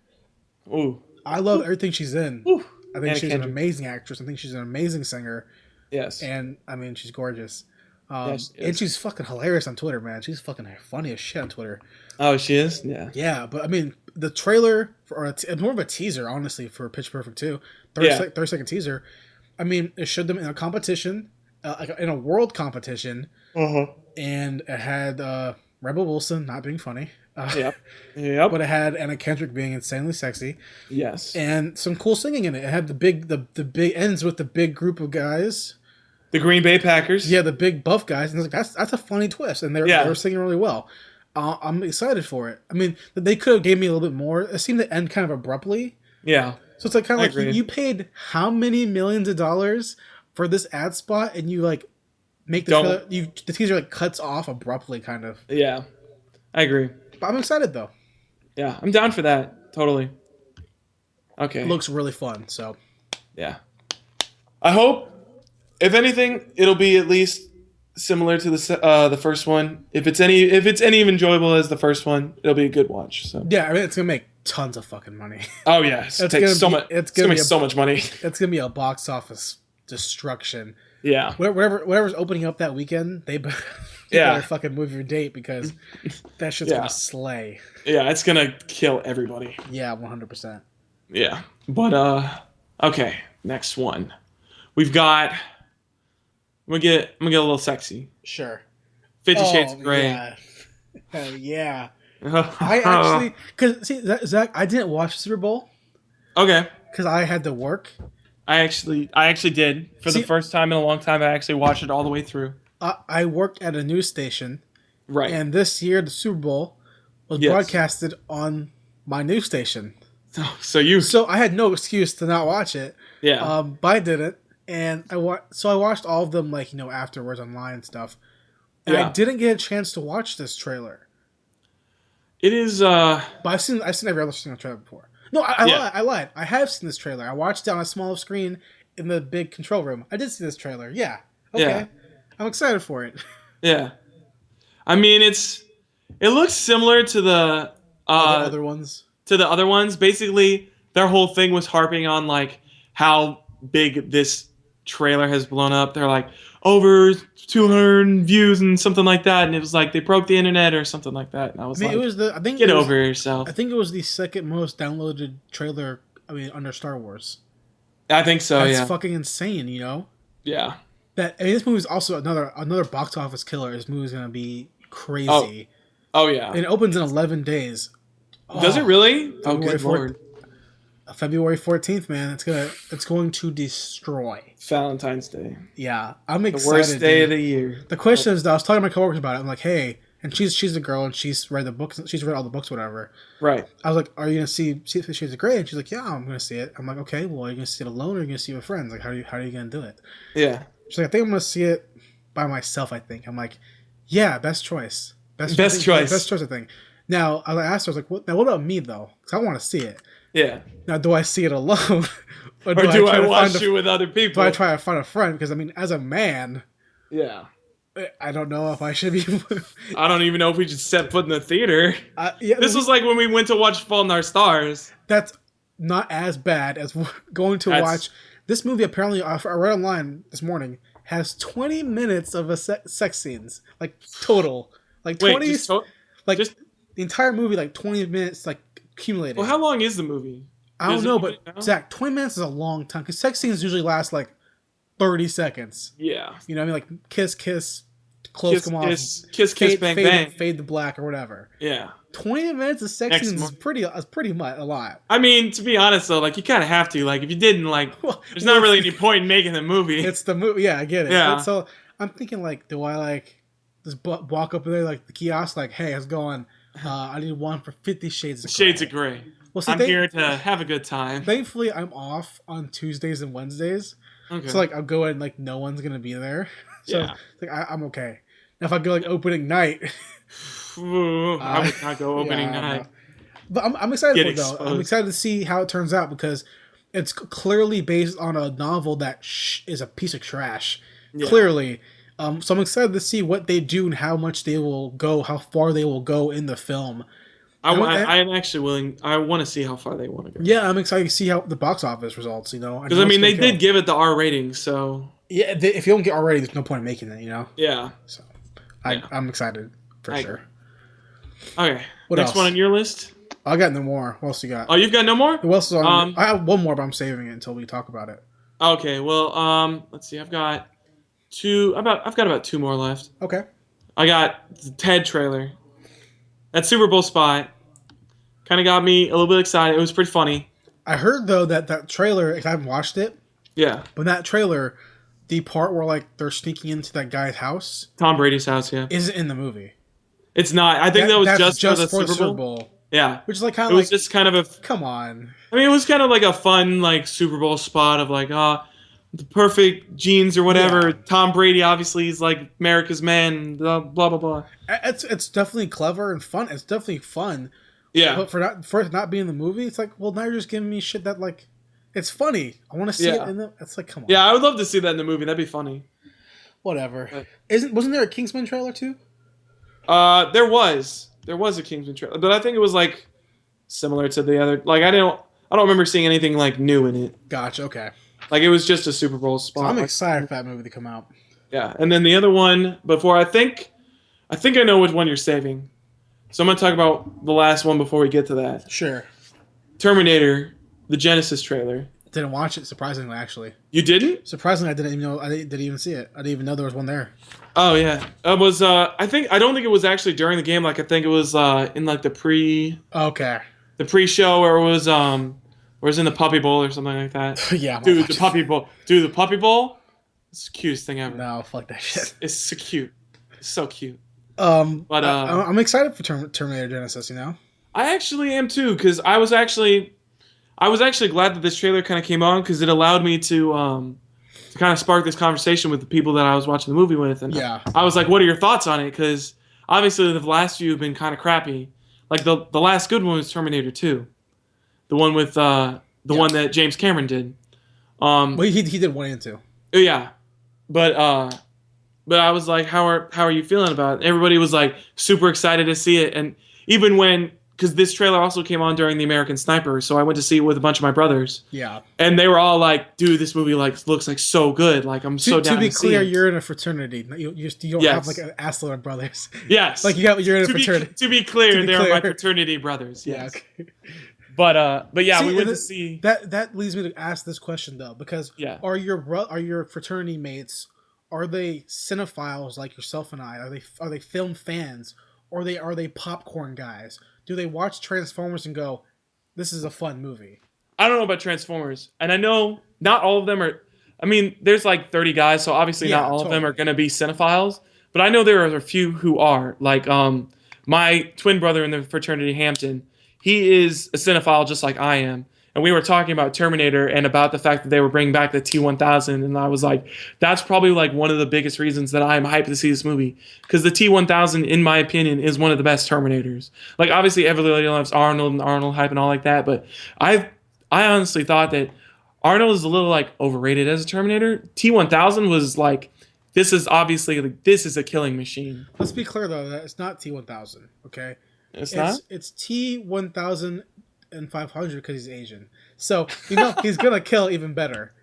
In any sort of any sort of geometry or math that has to be done, it's going to be done real fast. Right, fair enough. I mean, as a huge fan, because I love Terminator, I know I've seen all the movies so many times. Yeah. And I love this series and this franchise so much. Mm-hmm. And I have so much like love and like passion for, especially the first 2 films. I love the story and the continuity and everything about that James Cameron wrote and did in these films. So when I was watching the first trailer that came out a few months ago, I was telling the trailer, like telling the play-by-play about the whole series to one of our friends, and he'd never seen it before. I was explaining it to him like the whole series, right? And I told him about how how Kyle Reese says to her, like, "Hey, come with me if you want to live." And the new trailer has Sarah Connor saying it. Yeah, that little callback to Kyle Reese, and I'm like, "That's cool. That's really, really cool and different." And I think it's a little. I like the callback that has. But I'm excited for this movie. I think it's gonna be a really fun movie. Yeah. But the problem is they're kind of forcing Arnold to bring those dumb lines back. Like, I'll be back. The I'll be back line. Say that. Yeah. It's almost as bad as like in TMNT when they like kind of forced the turtle to say Cowabunga. They forced him that? It was horribly forced. Or like the guy who plays the other reporter who's trying to get with April O'Neil, I forget his name. He says like, "Oh, they're kind of like turtles in a half shell, right?" It's like, oh my, shut up! Stop saying that. It's like, so I'm gonna be there opening night if it's possible. Obviously, I'm gonna see Terminator Genesis. It looks great. It looks fun. Arnold's there. I mean, that's cool. I would rather him not be there, but whatever. Yeah. After this, no more Arnold. Just cut him out completely. Yeah, he should. After this one, they shouldn't be anymore. That model, you can get a better model. We can find a better. I'm sure you can find. I was about to say, I'm sure you can find a better bodybuilder somewhere. And if they have liquid machines, the T1000s, that they can become anybody. Just make anybody. Anybody can be a T1000. Yeah, exactly. So, that's cool. Okay. And I do. The last thing, I do like the callback. I think one of the things that I like remakes or like sequels doing, and that's another thing which is about in the trailer we're about to talk about, so I won't say it quite yet. But that movie also has a lot of like callbacks and hints to like the previous movie. That I think it's a cool little, like, they're not like overt. Yeah. Like the whole line of like, "Come with me if you want to live." Like, obviously it's not like, if you hadn't seen the movies, you wouldn't know that that's from the first one. And they have a lot of those little moments that I think are cool for like fans of the film. It's also said in like every movie. I think every movie says it at least once. I think so. I mean, 1 says it obviously. 2 says it. You know, I feel like Salvation says it. I mean, so I'm okay with it being said again. It was just cool seeing it being flipped by having Sarah Connor say it versus Kyle Reese. And also, I'm a big fan of what's her name, Daenerys. The Sarah Connor girl. Daenerys from Game of Thrones. Whatever I forget her name. Her actress's name. Forgive me. I think she's great, so I think it's gonna be fun. And her being trained by the Terminator her entire life. Dude, yeah, that's gonna be cool because I know that sounds badass. She's going to be a better killer and a better soldier than Kyle Reese is. Mm-hmm. Hell yeah, I'm down with that. Yeah. Plus, Jason Clarke is playing John Connor. Yeah. Mm-hmm. I'm down. Yeah. 100%. I was down for all that. So, Jurassic World. Yep. I knew it. Yep. Zach, Jurassic World. You're a Jurassic World fan, Jurassic Park fan. I like Jurassic Park, the first one. Mm-hmm. I'm not like the biggest fan of it. I read the books, and we talked about this movie a lot over the past few months or whatever. Yes. Tell me your thoughts about this extended trailer. I was really happy with this trailer. I thought it was really, really good, especially one of the things that I think a lot of people didn't notice, which I actually saw the guys on IGN talk about this. They enhanced the CGI a lot. Yeah. It looks a lot better. Totally. And I'm really excited that it looks a lot better. And I mean, you still don't see too much practical effects yet. I think they're saving a lot of that for the film, which I'm totally down. Down for. I would hope so. Yeah. I'm totally down for them saving it for the film. They don't have to show it in a trailer right now, because they've said that they're going to use it, so obviously it's going to be there. So I'm totally down for that. We saw our first hints of the main dinosaur, Indominus Rex. It's hunting for fun. It's killing for sport, and I was like, whew. I was like, I'm down for it, because now it's not like the whole thing where it's like, oh, he's running 3 and it's just nature taking its course. It's like, nah, this thing's like a killing machine. Like it's trying to kill people. It's just for fun. It's having So we spoke before about the scene where Chris Pratt is riding on a motorcycle, surrounded by raptors. I knew we were going to talk about this. And we were both kind of iffy on that. Yeah. Now, I'll tell you my opinion right now. Tell me my opinion about this before. Okay. Tell me. I think before we were both. I know me personally, I can't remember exactly what I felt or said when we talked about it originally. I felt like we were indifferent. We were iffy, but we were leaning to being against it. I thought that it was stupid. I think. Yeah. At least I think I remember me saying it was stupid to have a guy train raptors. Yeah. But now knowing more context for the film that takes place 20 years after the original movies. It's an established environment. It's an established park. And having the scene where, they actually show him kind of training them and even saying like, "We're gonna go after this dinosaur with everything we got." Yeah, and that scene makes it has context now for yeah. the motorcycle riding scene. For the motorcycle riding, yeah, it makes sense that and you see him like they have new batches of the raptors, he has to train them, right? It's just like any other park. They train the animals, and you know what? Yeah, I my mind has changed. I think in the context that I have now, yeah, it's a totally cool scene. Yeah, but without context prior, stupid scene. Yeah, I mean, with just context, cool scene. Yeah, I mean, just when it came up for the first time, it didn't make any sense for me at all. Like, actually, when I first saw the scene, the very first time, like, when people were talking about, like, him training them, I was like, that's not what it looked like at all. It looked like he was being chased by raptors. But, like, now, like, going over it again, like, it's obvious that he was training them, that they're, like, in that, like, those parallel lines, like, trailing him. But that scene where he, like, shows it, and they do that little, like, the raptor thing of, like, the pincer movement, and you see him, like, trying to, like, get them under control and whatnot, and I've always been a huge raptor fan, so the fact that they're, like, actually trying to, like, incorporate them more into the movie. I've always been I've always been a Triceratops fan from the get-go. Personally, I mean, if it's all about eating grass. If you don't eat grass, all about grass all the time.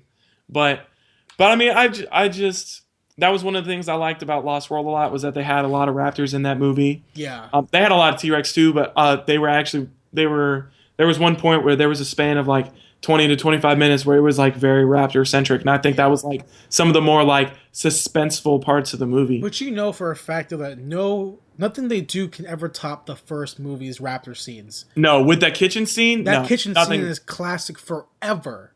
You can't. Because they weren't just like they weren't just like, oh hey, we train. Because I mean, think about if these raptors are trained, right, then they're kind of dumb. They're not going to be going. Right? Well, they're not going to be going after anybody. Well, they're kind of stupid, right, to be trained. I don't know. In the first movie, they were intellectual raptors. They were thinking on their own. Yeah, they were smart. Soon the raptors were like doing shit in the kitchen. Like they were smart. They learned. Yeah. In this movie, if they're being controlled by a man, they're like pets. I don't know if that makes them less intelligent, though. Well, I'd imagine I don't imagine you can train like a dolphin to really do whatever the fuck you want. I think a dolphin just does it for fun. Yeah. So much shit like that. Like training a dog. The dog isn't necessarily the smartest animal, right? Right. But in the first one, those raptors were like intelligent and shit. Like they were out thinking humans. Yeah. And shit. So I don't think that they'll opening be doors. Smart. Yeah, I don't think they'll be that smart. Yeah. Well, I mean, I do like, because obviously, like you said, they're never going to be able to top that kitchen scene. But on that note, I like how they're not trying to. They're taking the raptors in a different direction. From what we know. Well, from what we've seen so far, they're taking them in a different direction with them being trained. Yeah. And instead of trying to like exactly copy what Jurassic Park did, they're taking elements of it and they're twisting them a little bit, which I enjoy. There totally could be a scene of that big smart dinosaur at apparently the biggest, smartest animal. Where he's walking through a kitchen or whatever. We don't know yet. We haven't seen it yet. I'm really down for the way that new dinosaur looks. See, here's my problem about. It looks sick. Here's my thoughts, real quick, kind of like quickly. Is that Jurassic World looks. The trailer looks better than Jurassic World or Jurassic Park 3. Yeah, it looks infinitely better than 3. It looks infinitely better than 2, in my opinion. And I'm actually excited to see the movie now. I mean, I wasn't really excited before. I was going to see it just to see it. Yeah. Now I'm like, I kind of want to see this now. Yeah. But this is they want this to be a new franchise, a new trilogy, a new whatever it is, right? Yeah. I'm down with it. I mean, if Chris Pratt comes back and all that, cool. Yeah. But they gotta find out a new way to do sequel dinosaurs. Because if it's like, hey, we made a new dinosaur, it's really smart. Okay, well, what's next then? Yeah. I remember in Jurassic Park 3, they were like, the true king of T-Rexes is the big monster in this movie. The Spinosaurus. You can't just keep finding a bigger fucking dinosaur. Well, I mean, to be fair, that the Spinosauruses are bigger, and they totally. I think they were found after that movie. They totally were. I completely get that, but like you get to find a new way to attract audiences. Yeah. Because come on, you can't just keep using that. It's bigger. It's way smarter than that. It kills for sport plus other stuff. It's like I understand. It takes your money and then kills for money. It's like, okay, what's next? Yeah, I understand where you're coming from there. That totally makes sense. And yeah, the concept will definitely be if they try to do this for a sequel for this Jurassic World movie, yeah, it's definitely going to be like a tired concept. Yeah, totally. It looks like a fun movie. Yeah. And it's going to slay in the box office. It is going to kill in the box office. And also, he should not be Indiana Jones. No, he should not. I agree with you there. Anything else you want to say about before we move on to our next segment? Nope, that's all. That's all the trailers I had. Sweet, sounds good. I mean, overall, there were some good trailers there. Tomorrowland, Jurassic World, all that stuff. Yeah. But creeping into our next segment of the show, what's out this week in theaters? Coming out this week, Jupiter Ascending. Oh, so down for this movie. Which I'm so excited for. Wait, it's coming out this week? The 6th. Oh. Apparently, I'm not sure if it's limited release, but it comes out in February regardless. I'm going to be busy this weekend. I love the Wachowskis. Yes. Even though Matrix 2 and 3 are shit, I have been a fan of theirs for a long time. Mm-hmm. Speed Racer is one of my favorite movies. Yep. I think it's fantastic. And even if the movie sucks writing-wise, it'll be an amazing visual spectacle. Yes. I think it looks a lot of fun. My problem is, not really a problem, but at Sundance this past week, they had a secret private showing of Jupiter Ascending. They did? Yeah. And no one liked it. Really? Yeah, but see, also Sundance is full of like art house, indie, alternative, like film snobs. Yeah. Versus like people like me who are like, I love science fiction movies and explosions and spaceships. It's different type of fan. And I get that, but apparently it was like no one was like into it at all. Nobody was into it. No. Which, again, I don't really care about. I will find out myself. Yeah. I mean, I liked 47 Ronin a lot, and no one liked it. So, but I still haven't seen that yet. It's a fun movie, man. I love fun. Keanu Reeves is fucking rad. I love Keanu Reeves. Jupiter Ascending, Seventh Son. Not excited for that movie. I'm gonna see it. I don't think I'm gonna see it. It has the guy from. It's got Jeff Bridges, right? Yeah, I think so. But also the main guy is the guy from By the Gun, which I watched recently. It's a crime gangster film which sucked dick. But he's in that. He also played Prince Caspian. Oh, so 2 reasons for me to not see that movie. That movie sucked. I didn't like Prince Caspian at all. I didn't see Prince Caspian. Actually, I've seen the third one. The Voyage of the Dawn Treader? That movie was shit. And that one was bad too. Yeah, horrible CG too. But the first one was the best. Son looks fun, dude. It looks like a cool action, like fantasy story. It could be a cool franchise, But the last time I saw a new franchise in fantasy was Jason Statham's what was it called? All Hail the King, maybe is what it's called.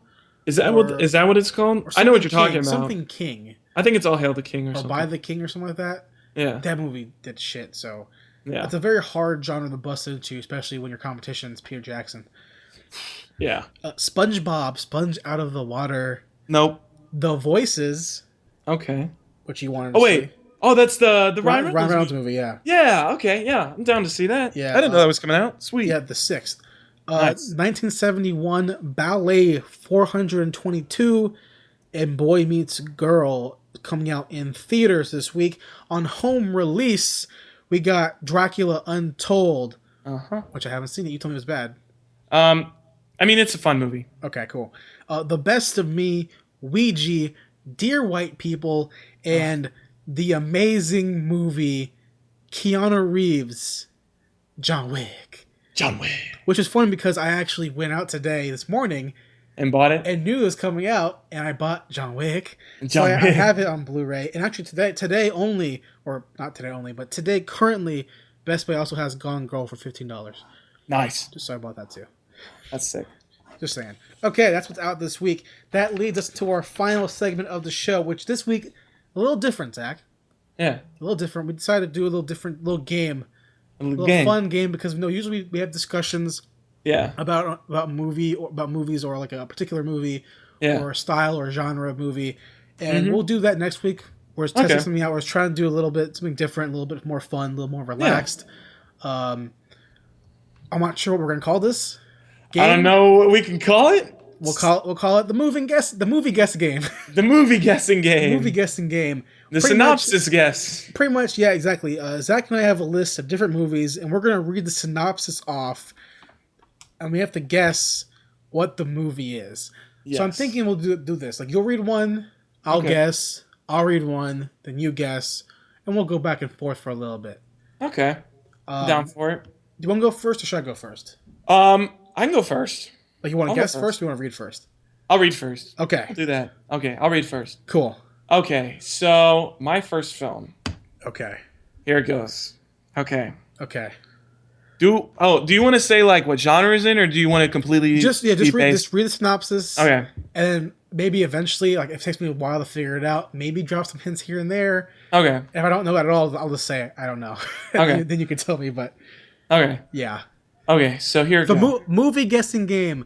Zach and Jay movie guessing game. Here it goes. Zach, Round 1. Take it away.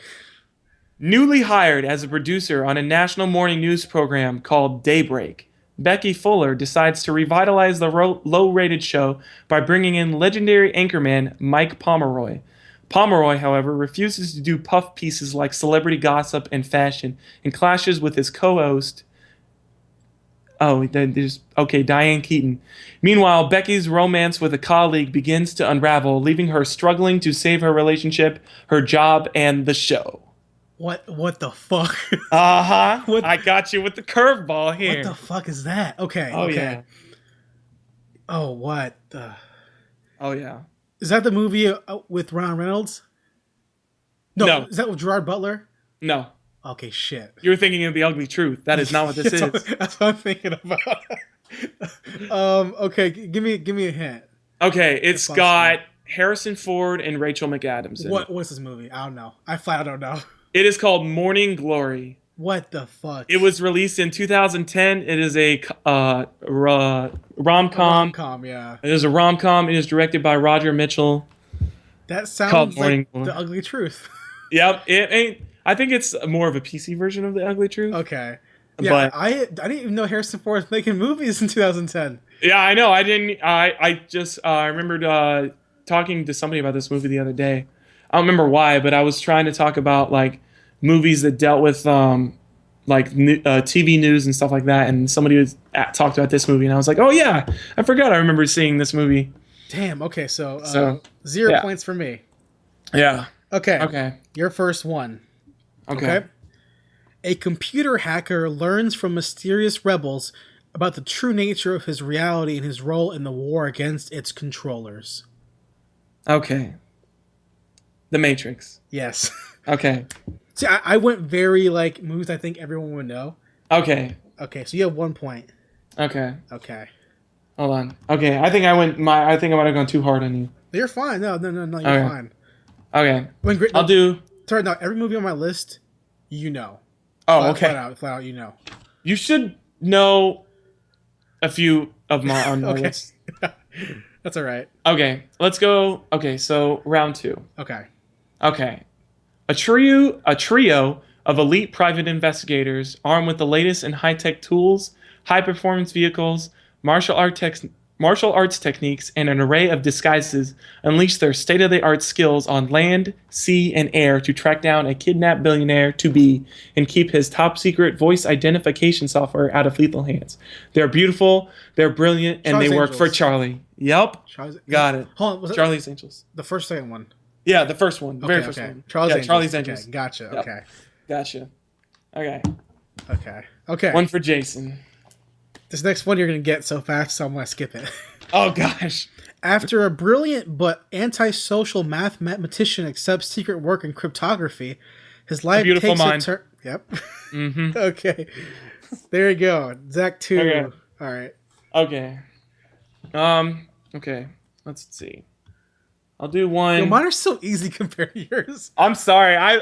You said like kind of big and kind of obscure, and I think I leaned toward. I ended up just forgetting to pick hard ones. Yeah. Okay. Let's see. What do we got? Okay, this next one. Okay. When teenager Alan buys a set of Commando Elite action figures, he's unaware that they're programmed with military. Yep, small soldiers. Fuck yeah. I thought that would be harder for you, but I didn't realize it said Commando Elite in there. No, I love that movie. Oh, it's got such a good movie. The guy who made that movie made Gremlins. Did he really, Joe Dante? He made Gremlins. I love Gremlins. Small Is such Soldiers. a good movie. Okay, here we go. My next one, round 3. Okay. Round 3. Violence and mayhem ensue after a hunter stumbles upon a drug deal gone wrong. No Country for Old Men. Yeah. Got it. See, mine are all easy. I'm sorry. All right, go for it. All the Small Soldiers was pretty easy. Next time we play this game, I'm gonna have to pick some French film or something. Oh, damn it. I tried to stick American at least. No, you're fine. No, but okay, so next one. Danny Bryce, one of the world's deadliest special ops agents, returns from self-imposed exile after his mentor, Hunter, is captured. Danny reassembles his former team of skilled commandos to launch a rescue mission and also to infiltrate the highly feared military unit, the British Special Air Service. The mission will not be easy for Danny, and his team must cut their way through Spike and a team of assassins known as the Feathermen. Oh, okay. Can you give me a year? A year? Yeah. It was 2011. 2011. I can give you a star in it, too. Sure. It's got Clive Owen in it. Oh, is it Shoot 'em Up? No. Sort of. It's not Shoot. The movie Shoot 'em Up. It's not Shoot 'em Up. No, it's not. No, it's not the movie. Okay. Clive Owen. 2011? I was going to give you the main character, but that'd be too easy if I gave you the main. Okay. Fuck. Okay. Let me give you one more hint. Okay. It's got Robert De Niro in it, too. Oh, shit. Oh, I haven't seen a De Niro movie since Goodfellas. Yeah, because since Heat or Ronin or something. Oh, yeah. Oh, shit. Okay, hold on. Give me the lead star. Jason Statham. Oh, you don't know it? I don't know. Killer Elite. I watched that movie. It's a good movie. Does that movie start with them in like a car explodes? Yeah, it starts at I think they're in like Afghanistan or something. I seen that movie. I would not have got that movie. Okay. Yeah. Okay. Here we go. Okay. God, mine's fucking easy. I'm sorry. A poor and passionate young man falls in love with a rich young woman and gives her a sense of freedom. They soon are separated by their social differences. Gone with the Wind? No. Oh. Close. It's definitely a rom-com, obviously. Yeah. Oh, wait. Read the synopsis one more time. A poor and passionate young man falls in love with a young, rich woman and gives her a sense of freedom. They soon are separated by their social differences. Titanic. No. What? That's close, though. It's not the Titanic? It's not Titanic. Does it take place on a boat? No, it doesn't. Damn it. That fits perfectly, though. Damn. I really thought that sounded like the Titanic. I see why you think that. Okay, 2000s. Definitely 2000s. Okay, 2000s. Titanic's not 2000s. So, 2000s. Yeah. Like early 2000s? I think mid probably. Mid, yeah. Okay. Rom-com, very popular rom-com. Huh. The guy who wrote... It's based on a novel. Okay. And the guy who wrote the novel has a bunch of other movies like this. Oh, no fucking way. It is not. The Notebook? The Notebook. Son of a bitch. I said everything but The Notebook. Oh, okay. That was good. Yeah, pretty. Okay. That was like that's the one I was gonna get you with. Okay, that was good. I was gonna get you with. Okay. Yeah. Okay. God damn. So what is this, like round 4, round 5? It's 4, yeah. 5. Okay. 4. I'm gonna do. You're at 4. I'm at 2. Okay, I'm about to do a really, really obscure one. Okay. The year is 1965, and the residents of New Penzance, an island off the coast of New England, inhabit a community that seems untouched by some of the bad things going on in the rest of the world. 12-year-old Sam and Susie have fallen in love and decide to run away, but a violent storm is approaching the island, forcing a group of quirky adults to mobilize a search party and find the youths before calamity strikes. Is that Dennis Quaid? It's Dennis Shit. Can you give me a year? 2012. What the fuck? Okay, 2012. Is that... If I give you the director, it'll probably be easier for you. Okay. Wes Anderson. Moonrise Kingdom? Yep. Okay. That's what it is. Yeah, that ruined it. Yeah. Yeah. If you didn't give me Wes Anderson, I would have never guessed the movie. I haven't seen. Yeah. I was like, as soon as I give you the director, I'm like, I'm pretty sure he's gonna know what it is. See, I haven't seen the movie though. Yeah. But that ruined it. Yeah. Next time we play this game, we gotta be Next time we play this game, I'm gonna have harder questions, and then we're gonna give less hints. Okay, less hints. I think yeah. Okay. God, my next one's so you're gonna get it from the get-go. Nah. Okay. Good girl Sandy and bad boy Danny. Oh God. Fell in love over the summer. Grease. Okay, we're gonna skip. That's just too easy, though. We're gonna skip that one. Okay. All right. Here's my next one. Okay. Okay. In a bright and colorful future, a young, destitute caretaker gets targeted by a ruthless son of a powerful family that live on a planet in need of a new heir. So she travels with a genetically engineered warrior to the planet in order to stop the tyrant reign. Let me read it again? Yeah, read it one more time. Okay. In a bright and colorful future, a young, destitute caretaker gets targeted by a ruthless son of a powerful family that live on a planet in need of a new heir. So she travels with a genetically engineered warrior to the planet in order to stop his tyrant reign. Huh. Shit. This round, no hints this round. No hints. Yeah, okay. that includes for me too. Okay. Let's see. What the fuck is this movie? So it's obviously science fiction. Yeah, science fiction. It's obviously science fiction. I want to say no. There's no way it's that. I'm just gonna say John Carpenter. No, it's not. Okay, I didn't think so. The answer was Jupiter Ascending. Son of a bitch! You son of a bitch! All right. Hit me with a movie that I could not have possibly seen. Okay, that was good. Okay, let's see. I've got 2 choices. Okay. And they're both kind of similar. All right. Perfect. Okay, I'm gonna go. Okay. An estranged family finds redemption in the unlikeliest of places. The MMA ring. The Tommy. fighter. No. Tommy, an ex-Marine. They're back down. No. With a tragic past. That's the fighter, home. Isn't it? The warrior. What? Warrior Tom Hardy. Yeah, warrior. Warrior Tom Hardy. Yeah, okay. Warrior with Tom Hardy. You got that one. The fighter is Mark Wahlberg, right? Or that was Christian good. Bale. The fighter's Christian Mark Bale. Wahlberg. Okay. All right. Yeah. No, it's both of them. Yeah. Yeah. Both of them. Okay. God damn it. Okay. Ready? Okay. Okay. I'm gonna read it again. Okay. Okay. Okay. 2 stage magicians engage in a competitive one-upsmanship in an The Prestige. Yeah. Okay. Got that one. Okay. I should have been like, no, you're wrong. It's the other one. Thank God. After what was it? Oh my God, I don't even remember. Oh, Jupiter Ascending. Throw me that curveball. That probably could have also been the synopsis to the other one that came out during the same time with Ethan Hawke. Edward Norton. What's it called? The Magician? Or there was something like The Illusionist. That. The Illusionist. Oh yeah, The Illusionist. Was that Edward Norton? I think so, right? Oh, okay. Pretty sure it was. Okay. Okay. Okay. How many more do you want to do?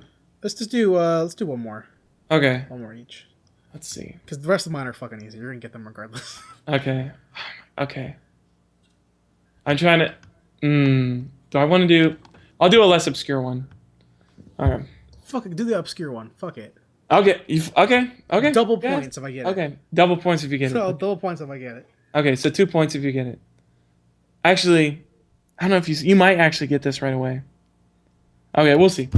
Steelworker Russell Bays works a dead-end job and holds tight to his sense of family, duty, and loyalty.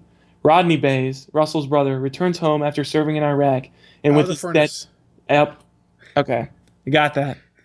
I love that movie. I was about to say, I was like, when I actually thought about it, I was like, he might have already seen this movie before. Okay, here's a fucking gimme. You're gonna fucking. Okay. You can just say the answer whenever you know. 5 high school students, all different stereotypes. Breakfast Club. You said like 3 words. It's like, all right. Do you have any more? You have one more. This might as well. I have one more. I have one more too. Might as well. Okay. Do it. Okay. Brought together on a mysterious planet, a mercenary and a group of cold-blooded killers now become the prey. A new breed of aliens pursue the ragtag humans. No. Through dense jungle, the group must work together to survive or become the last trophies of the fearsome intergalactic hunters. Intergalactic hunters. Okay. No hints on this one. Okay. Can you read it again for me? Yeah. Brought together on a mysterious planet, a mercenary and a group of cold-blooded killers now become the prey. A new breed of aliens pursues the ragtag humans through dense jungle. The group must work together to survive or become the last trophies of the fearsome intergalactic hunters. Are they on Earth or a different planet? Different planet. Okay, so it's not Predator. No. Okay, it's not Predator 2, guys. New York City. Yeah. Fuck. Is it an Alien versus Predator movie? No. Okay. Shit, I don't know, man. You were actually you were in the right train of thought. Okay. No, It's Predators. Oh, see, the one that came out with Adrian Brody. I didn't even. He's in that movie. Yeah, man, he's like the main dude. Dude, he fell off. Damn. Yeah, okay. He did. Yeah, all right. Damn. Okay. This is my last one's also another gimme. Okay. I don't even want to say it because okay. When a Roman general is betrayed and his family murdered by an emperor's corrupt son. Oh boy. He comes to Rome as a gladiator to seek revenge. It's in the synopsis. Like that's not, I was thinking about taking it out, but I was like, gladiator. You know what's worse though? Yeah, the gladiator, right? Yeah. You know what's worse though Zach, about me writing these last night is that I was doing the gladiator. I was like, he won't get it. Oh, as a gladiator, there's tons of gladiator movies. There's tons of gladiator movies. But when I was writing the Grease one, it goes it goes a good girl Sandy. And I wrote Bad Boy Danny, but the actual thing is Ingreaser Danny. So Ingreaser Danny. That's too easy. He's gonna get that one. Well, that was the game, and you won. Well, I mean, it was kind of one-sided. Yeah, next time we play, I'm definitely gonna have to make sure I pick a little more tough, less gimme movies. Yeah. I think it's a fun game though. Yeah. I enjoyed that a lot. Definitely cool change of pace. Yeah. Zach, that was an episode. Where can they find us online? They can find us online. They can find us at multiple places. They can find us on Facebook at Zach and Jay's Ticket Stubs. They can find us at YouTube at youtube.com/Zach and Jay's Ticket Stubs. Ticket Stubs Podcast. Ticket Stubs Podcast. They can find us online at theextendedition.com, which is our big hub for all things Ticket Stubs Podcast and movie news throughout the week. You even have your own little segment going right now called, what do you call it? It's called The Weekly Watch. Yes, The Weekly Watch. Which I need to write. Yes. So you've got that going on. I occasionally write a movie review on there. Hopefully I'll finally become unlazy and start actually writing some movie news, but we'll see. But yeah, we've got all that good stuff going on. Check us out on there. Like, comment, subscribe. Check on with us. Comment. Let us know you're there. We need to know you're there. We want your feedback. We want to know what you want because we're here to serve you, the people. No, I'm here to talk movies for myself. I don't give a shit what they think. Well, I'm here to serve the people. I'm here for the people. Definitely check out those places that Zach mentioned. Zach, where can they find you online if they want to follow you, see more of your stuff? If they want to follow me, they can check me out on Twitter at Zach Austin Tyler. They can check me out on Tumblr at Yari. How do you spell that? Yare. Gotcha. Okay. Dash Yare. How do you spell that too? Same way? Same way. Okay. Dash DAZE. Dash bruh with a UH. It would be a lot easier to maybe find a new URL. I like those dashes though, man. You can find me on Twitter at SuperUltraJ, JAYY is how I spell that, or on Tumblr at NoCountryForOldDongs.tumblr.com, and of course subscribe to the channel like Zach mentioned, or on our website at theextendedition.com for movie shit and my weekly watch articles and all that kind of stuff. Actually, Zach, tonight in 2 hours, I think, I'm about to go watch A Most Violent Year. Oh, I wanted to see that with actually. Oscar Isaac and Jessica Chastain. Yeah. I might maybe do my first movie review on the website. Yeah, you should. Totally. I haven't done one yet. I might do that. So I'm really excited to see that. Yeah. Should be fun. Good time, Zach. We'll see you guys next week for another episode of the Ticket Stubs Podcast. Yes. Zach, thank you so much. No problem. Always a pleasure.